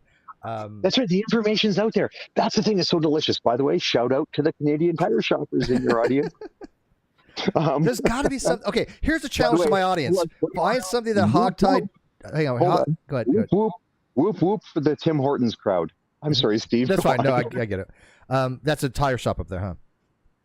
Is that a tire shop? No. What is it's it? Not. Tim Hortons. I've heard that name, Tim Hortons. Isn't Tim Hortons the cafe chain? Is it a restaurant of some kind? Cafe. What is it? Cafe. Oh my, how continental. Oh, how bourgeois. Okay, so here's I know you guys maybe don't know Hogtie too well, but what do you think he would his ineptness? He has to have some weakness. He has to have a kryptonite, goddammit. Because like seriously, I mean, I'm not going to stroke his ego too much, but Hogtie is generally considered to be one of the smartest people in the community that we know. Him. And there's a handful of others, but he's definitely one of the all-time smartest people. There's little that he probably couldn't figure out, but I'm sure. Again, everybody has their weakness. What is his? I don't know. We're gonna find it. We're gonna figure it out, and we're gonna mock you for the rest of your life on it. I will say that I like the idea that I did a very similar thing when I took my very first flying lesson. And I ended up getting schematics of the small plane that I was in and actually memorized the entire manual over about, I think it took me about 2.5 hours. And I didn't have to really worry about it because I only had the one lesson at that point. Oh, my God. That's a good question, though. That's good, lady. I happen to like flying simulators, so I understand flight theory a little bit. I could pilot online a Cessna, there you go. right? You fly Right, a 172P. So do you know how to do flight stuff there? Hogtie, can you fly a plane online? I have flown several aircraft. Shut up! I'm kicking your ass out. God damn it! The Cessna 172, yes. The Cessna 185 RG. Yes, I have that one too. I have 185. I've flown a Citabria, the aerobatic. Have you done Airbus 360? No, jumbo. No, okay. No. That's a bit hot. Helicopters. Helicopters. If you want to learn how to fly a helicopter, that's completely learn different. How to play drums first. Yeah, because that shit's confusing. That's completely different. It's so funny because whenever you try the Airbus 360, the only way I can ever fly it is straight up, and I'm not even joking, straight up, just by using autopilot. That's the only way I can freaking do it. Oh yeah, it's super. How they even do it in real life blows my mind. Cessna, I mean, seriously, I honestly believe it'd be very easy to go learn, get a pilot's license, and fly a Cessna. I don't think it's that hard. A Cessna is a Toyota of the aviation world. Yeah, but a lot of people don't know flight theory. Yeah, I think you're right on that. Yeah, it's like a Toyota or a Dodge Neon or something.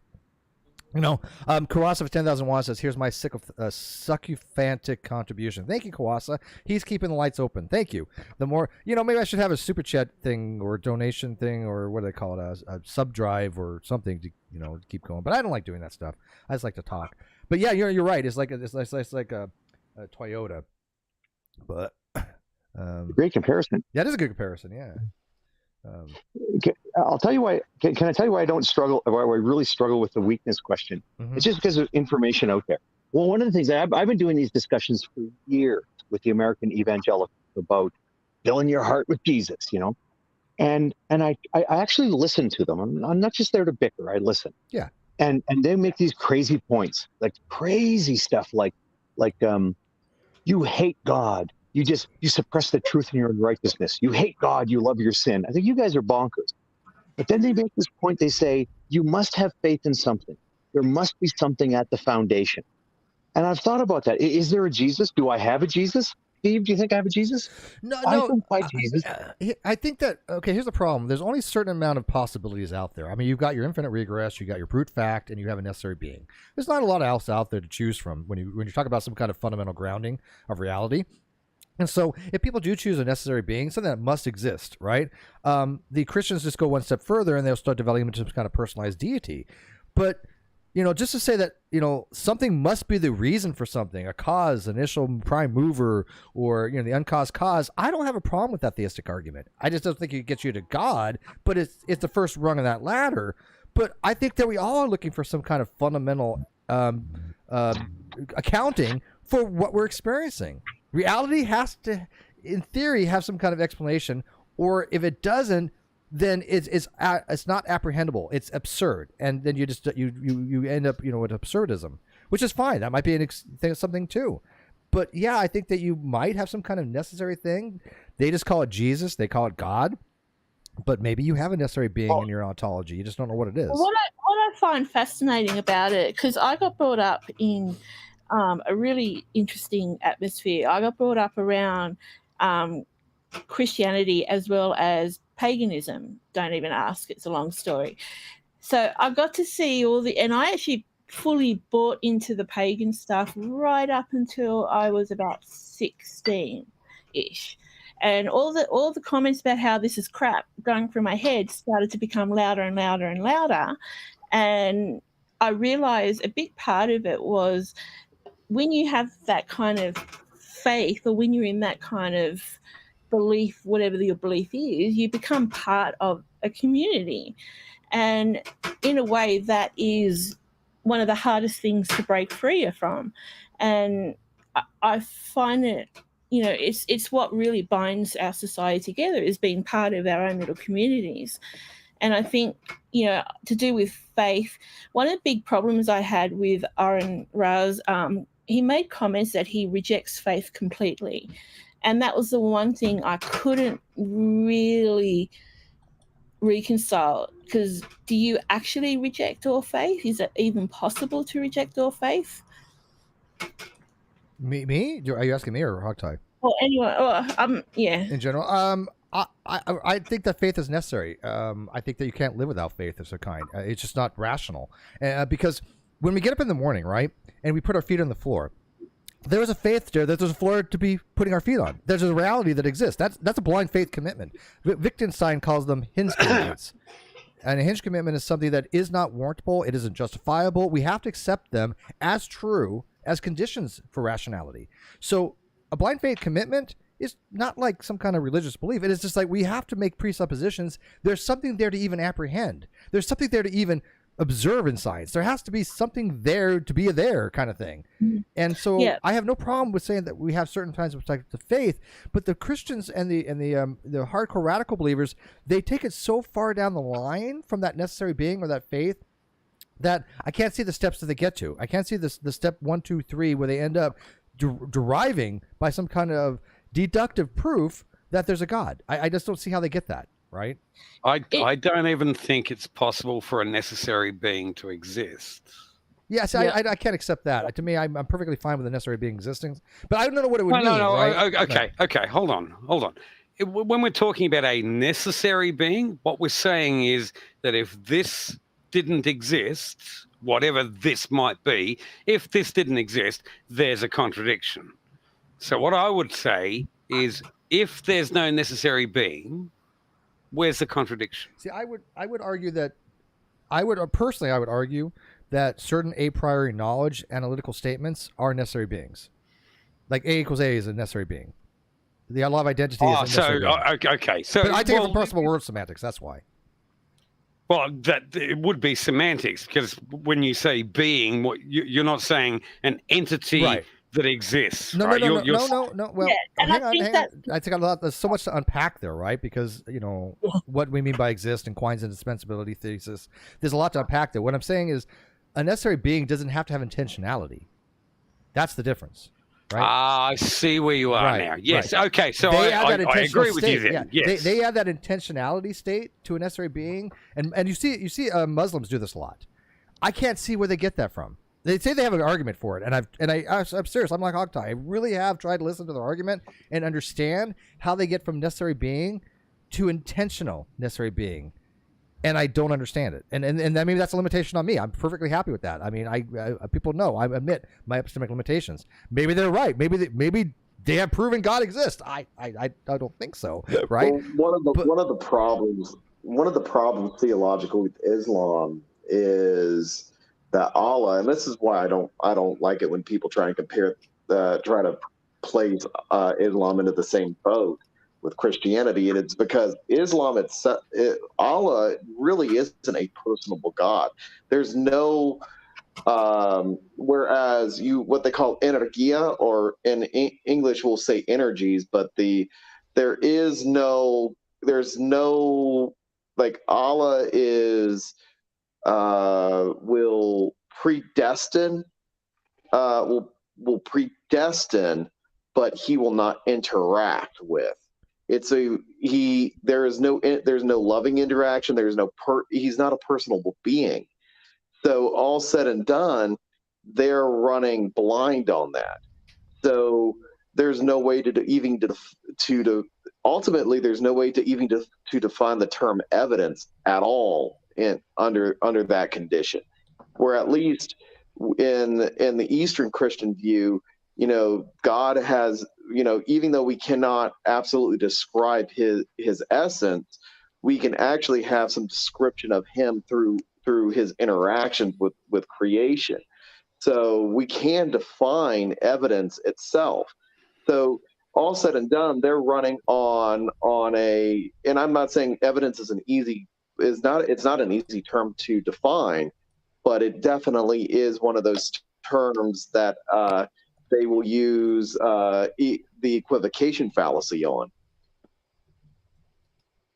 Well, I think to me, I go with the opposite stance for evidence, about weak evidence. Like a rational argument is evidence. People think that evidence has to be scientific. It has to be empirical. That's not true in philosophy. Not at all. I agree. Yeah, not even remotely the case. So when people say there's no evidence for God, I just assume they know nothing about philosophy. I can't have a reasonable discussion with them. Because they're trying to equivocate that with science, right? And that's not the same thing. If you say there's no scientific evidence for God, I'm going to probably agree with you, obviously. Yeah. Yeah. I'm just going to say good night because I need to log off because I got a cat that needs feeding. Thank you very much. Always a pleasure. Yeah, I got to go over myself too, so we are going to wrap it up. Somebody has to say, having a floor to put your feet on isn't a faith. Yeah, it is, because in order to justify that, you have to use induction, and you can't justify the use of induction by using induction. It's circular. So we have to assume there's just certain things about uniformity of nature that it's going to continue. We have to assume the laws of the universe, the nomological laws, are going to be constant. We have to make that assumption. There's no way we can ever have information otherwise.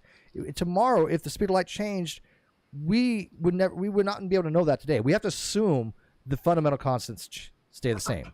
That's true. Before I go, I think the question I have, and then I'll run, is at what point is faith triggered? Is faith, and to use that example, is faith knowing that when you put your feet on the floor, there's going to be a floor, or is faith triggered when you go to sleep that you're going to wake up, or whether the floor is going to be there, or what type of floor? And I think that may be where a lot of this misunderstanding between different religions and belief structures is, that we tend to hold faith in a different yardstick, if I'm making sense.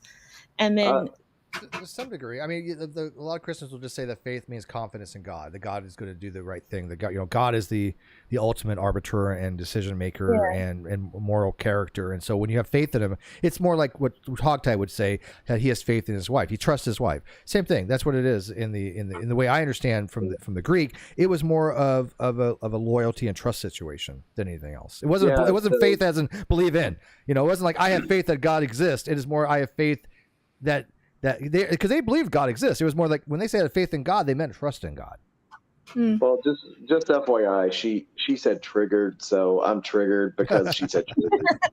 Sorry, but it is kind of, like I said, it's kind of funny when you dive into these arguments and you start using, like I said, very basic logical stuff, and you have these very strong new atheists out there that do not understand even what a logical argument is. And I think that is really something that I'm going to be putting out on my other channel more about this logic stuff, because when you have somebody who doesn't even know how to attack an argument, like one of mine, how are they going to attack a theist argument?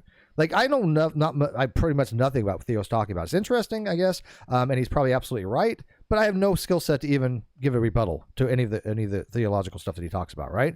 But if I was to say X equals X and Theo would go, that's not true, like John Richardson does. John Richardson denies X equals X ontologically. He said it doesn't hold in reality, which, what the hell does that mean? I have no idea. It doesn't make any sense.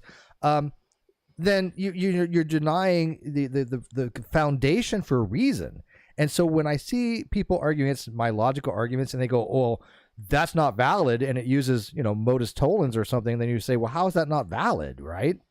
And that's what I find happens, because if they cannot learn the basics and they say that I'm wrong, how the hell are they going to go against Theo? Which, who the hell knows what he's talking about, right? That's a much more complicated shit that's way out of my purview. And so if he was to run some theistic argument from contingency, or Leibniz cosmological arguments, which I am familiar with, they have no idea how to even address those arguments, and they look silly in the eyes of the theist. And I don't like that. And one of the things that one of the big things that is really interesting is when they try to get at like, I'm not going to say Greg Bahnsen has the he's perfect, but when all is said and done, a lot of them don't realize when they try to read his stuff, they don't like he had an actual PhD, unlike. Yeah, but Bahnsen was a rhetorician. Bahnsen just wanted to, quote, shut the mouth of the unbeliever. If people are going to go into precept, Von Til had much better positions.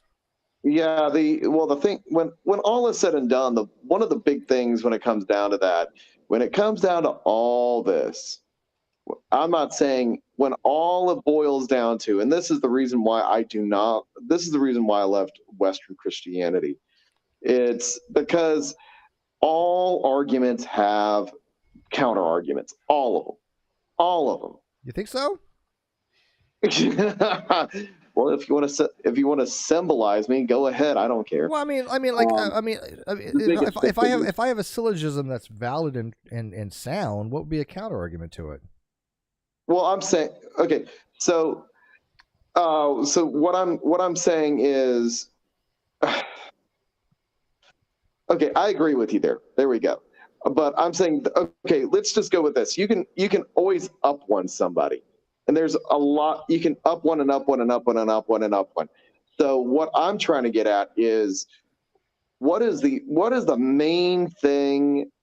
The one thing I wanted to, the other kid, what is he a kid? I don't know. Who? G-Man? No, I don't know. No, well, we talking chronologically or mentally? No, he's like 40 now. Okay, so he's 40. And at this point in his walk, he should already understand a thing called Holy Hezekiah, or Hezekiah, or whatever they call it. And that's what Gregory Palamas brings up, and that's another thing that Simeon the New Theologian brings up, is you don't need to absolutely be arguing left and right and blah blah blah blah blah blah blah. What is the one basic thing he has that?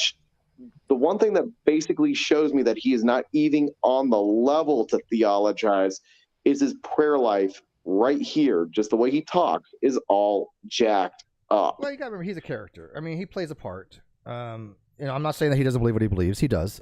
But he's known for being over the top. That's his style. Yeah. Here's the thing with it.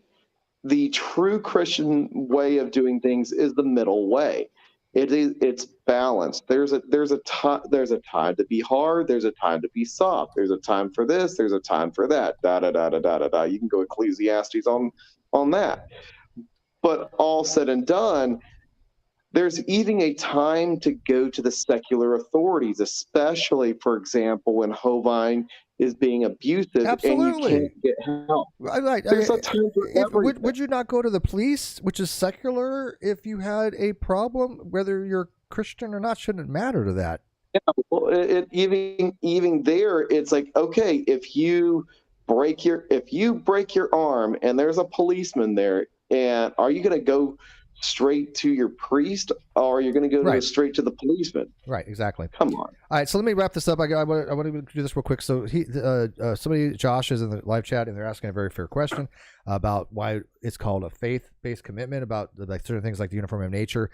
Hume's problem of induction is broken down simply, is something along the lines of if we have induction, which is the ability to reason by some kind of inference that's not deductive, so it's meaning it's greater than 50% but less than 100%. It's called cogency. The induction process, in order to justify that usage, we have to use the very process called induction to do that. That is known as circular reasoning. So we cannot justify the use of induction. And so when we're making all these claims about the uniformity of nature, they all have inductive arguments, but we haven't justified the use of inductive argument. There's no justification for assuming induction will continue to work. Just because you saw the sun rise yesterday doesn't mean that you are justified inductively to believe that the sun will rise tomorrow without assuming the uniformity of nature. If you don't assume the uniformity of nature, then you cannot make the claim that the sun will rise tomorrow, even inductively, because you have to assume certain things. That assumption of the uniformity of nature is a faith-based position.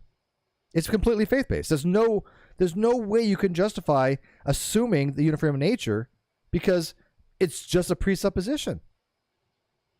Does that make sense? That's a very simple way of putting it. But certain things are called probabilistic beliefs, which are non-revisable. They're non-dubitable.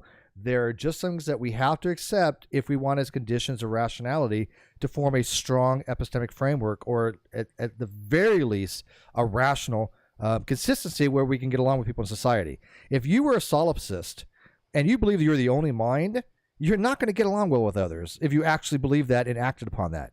Now, you could believe it and then have a performance contradiction, right? And treat people like they do exist, but you wouldn't really be honest with yourself, right? Because that's a performance contradiction. You're not living to what you believe, right? So I think solipsism myself is kind of self-refuting, but the fact there's an external existence is a faith-based commitment.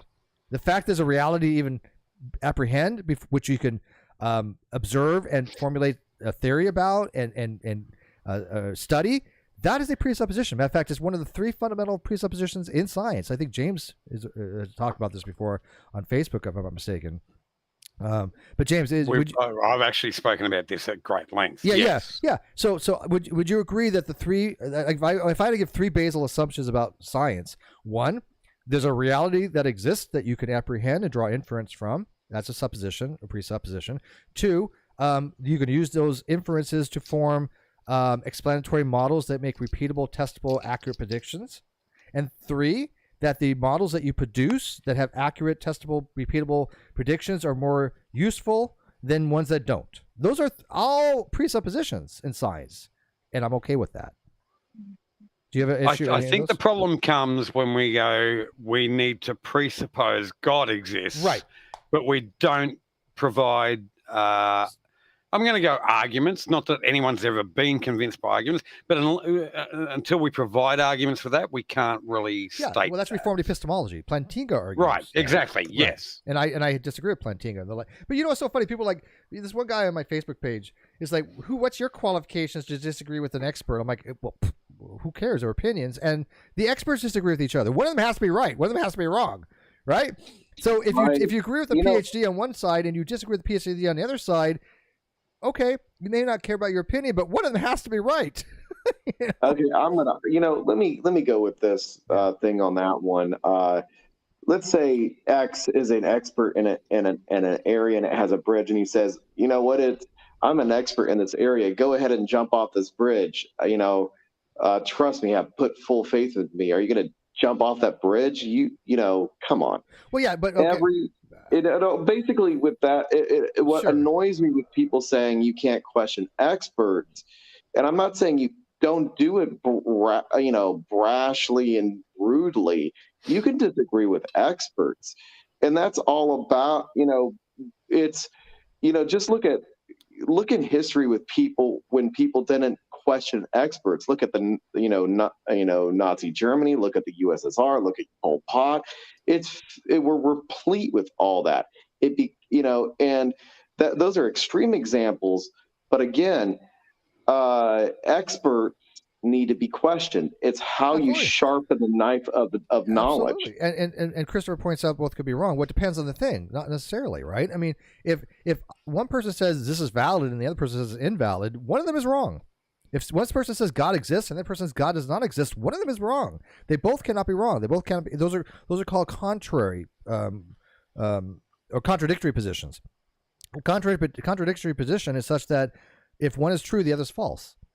If one is false, the other one's true. They both can't be true and they both can't be false. And is it the case that God exists or is it not the case that God exists? There's no other thing, right? Now, your beliefs are not contradictory like that. They're called contraries. You can have false beliefs. I can have a belief in something and you can have a belief in something, and we both can be wrong. But if my belief that God exists or does not exist, one of us has to be right or wrong on that, right? And so it would be a dichotomy, right? There's something else I wanted to wrap up on that, though. I don't believe you exist. Oh yeah, but it's funny because I can make two arguments. One of them proving God exists, and one of them proving God does not exist. But they're neither of them proofs. Both of them are valid. One of them must be sound. So you could argue there is a valid and sound argument for God or against God. The problem is you don't know which one it is. That's the problem. That's why they're not considered to be proofs. I could right now make a valid argument using logic that's completely valid that the theist would say is sound. The atheist would say is unsound. This is why I say, but you don't know which one it is. And I repeat it. What's that? This is why I say, and I repeat it constantly, there has never been a person who believes in God or who doesn't believe in God that was convinced by an argument. There's never been that person. It doesn't exist. It's impossible. Well, what do you think they're convinced by? I have no idea. No, I mean, everyone's convinced by their own ideals or ideas or their concepts or how they understand reality. But you don't think it's been an argument? You don't think they go, hey, I read this argument, now I now believe in God? No, I'm absolutely convinced that there has never been anyone that has gone, you know what, I find that argument convincing, therefore God exists, right or therefore God doesn't exist. I think you're right to some degree. I think it's more along the lines of people that already hold the position, find the arguments good or bad. Exactly. No, and that has been the way it has been for the history of humanity. No one is convinced purely based on an argument. They've either convinced or they're not. If they are convinced, then they look for arguments that back their conviction. I agree with you. I think you're absolutely right on that. But okay, so Theo, let me give you an example before I wrap this up. I'm a very simple disjunction. If I say 1 + 1 = 3 or God exists, it is not the case that 1 + 1 = 3, therefore God exists. That's by disjunctive syllogism. I think you would agree that's a valid argument, correct? It is valid, but not sound. Yes. Okay, you would argue it's not sound, but he, as a theist, would actually argue that's sound. But the problem is, there's no way to demonstrate. There's no way to actually get any kind of absolutely. But he would argue that it's sound, right? Because he holds the premises for the disjunction and the second premise to be true, because he believes in God. So he would say, yeah, that's a sound argument. But he would have to realize it's not a proof, right? Because right. You and I are not going to accept that, clearly, right? I just say proof is in the pudding, and I like pudding. I like pudding too. And it's so funny because people do not. Oh man, when I start using P implies Q as a premise, they lose their shit. They start getting into what's called relative, what's called intuitionist logic and relative logic, and so. Relation logic. And so I keep trying to explain to people relation logic has no applicability when it comes to just propositional logic. And so when I make the argument, and I'll leave you guys with this. So I have to wrap this up. I'm going to leave you guys with an argument. You tell me in the live chat, or in the comment section. So you tell me in the comment section if this is valid or sound. If it's not, let me know why. If it is, tell me why you think it is. But I want everybody listening to leave me a comment because I love comments. And I've been getting multiple comments lately, and I've been loving it. I get home at work. The first thing I do is I spend an hour going through all my social media, and I love the comments. So please leave me a comment on this video. But here's the argument. Ready for this, James? It's going to be in the form of P implies Q, not Q, therefore not P. And the argument is if 1 + 1 = 3, then 2 + 2 = 5. It is not the case that 2 + 2 = 5. Therefore, it is not the case that 1 + 1 = 3. Both valid and sound. I agree. Absolutely. But you know how many people that will tell me that is absolutely wrong, and I stare at them, figuratively with incredulity and inquisitiveness in my eye. I'm quizzing them in my eyes like, what the hell are you talking about? How is that not valid and sound? It's absolutely valid because it's most tolerance, and it's sound because the premises are true. And yet you will find so many people online that have the audacity to tell me that is neither sound or valid, which is even worse. Or if you want to argue it's not sound, you just don't understand soundness. But if you want to argue it's valid, you don't understand logic at all. Right? But I have that happen to me. Or mathematics, for that matter. Or mathematics, right. And so I don't this is what I deal with. I deal with the people all the time that will tell me I'm wrong about stuff like that. But here's the funniest thing, James. When I ask them to explain and prove it, they can't. Because they're trying to argue something that they don't understand and that they're wrong about objectively. And I will even put it in the live chat here. So I just here's the issue. I think a lot of people confuse validity with soundness. If they approach an argument and go, if it's valid, it must be sound, or if it's sound, it must be valid. Well, that's true. No, if it is, that part is true. If it's sound, it must be valid. One part of the premises must be true, and it must be valid to be sound. That part is true. But no, well, yeah, okay. But you know what I mean? Yeah, they're approaching it from a one aspect only. They're not taking the broad structure of the argument or the discussion. All right. So I just put it in the live chat there, and I'll post it as a on the top of the video as I'll pin it. But that's that. P implies Q. 1 + 1 = 3. If 1 + 1 = 3, then 2 + 2 = 5. It is not the case. Let me know what you think. Why that's not valid or sound. Okay. But I gotta run, guys. I appreciate this a lot. I'm gonna end the StreamYards. If you guys want to hang out there and talk, you guys can. But James, thanks for joining me. John, dude, always a pleasure. Yeah, I enjoy our chats. John, man. And Theo, likewise. Even G-Man and Hogtie, obviously. Thanks for joining. Like I said, please share these videos. Please leave me comments. Again, it helps the algorithm. I don't make hardly anything on these videos because they almost always get demonetized because of the subject we talk about. So the fact that people leave these comments will help the algorithm to at least get it out there more and at least get the information out there more. So if I can't make anything on it, that's fine. It's at least I want the information out there because I think it's important that we continue to talk about Hovind. I think it's important we still explain the problems in his epistemology and science and call out them. I keep calling out people that are putting out misleading information to people. We all agree with that? Absolutely. Awesome, guys. Thank you guys for watching the NonSequitur Show. Thank you and good night. And like I said, I'm leaving the StreamYards and see you guys tomorrow. Peace.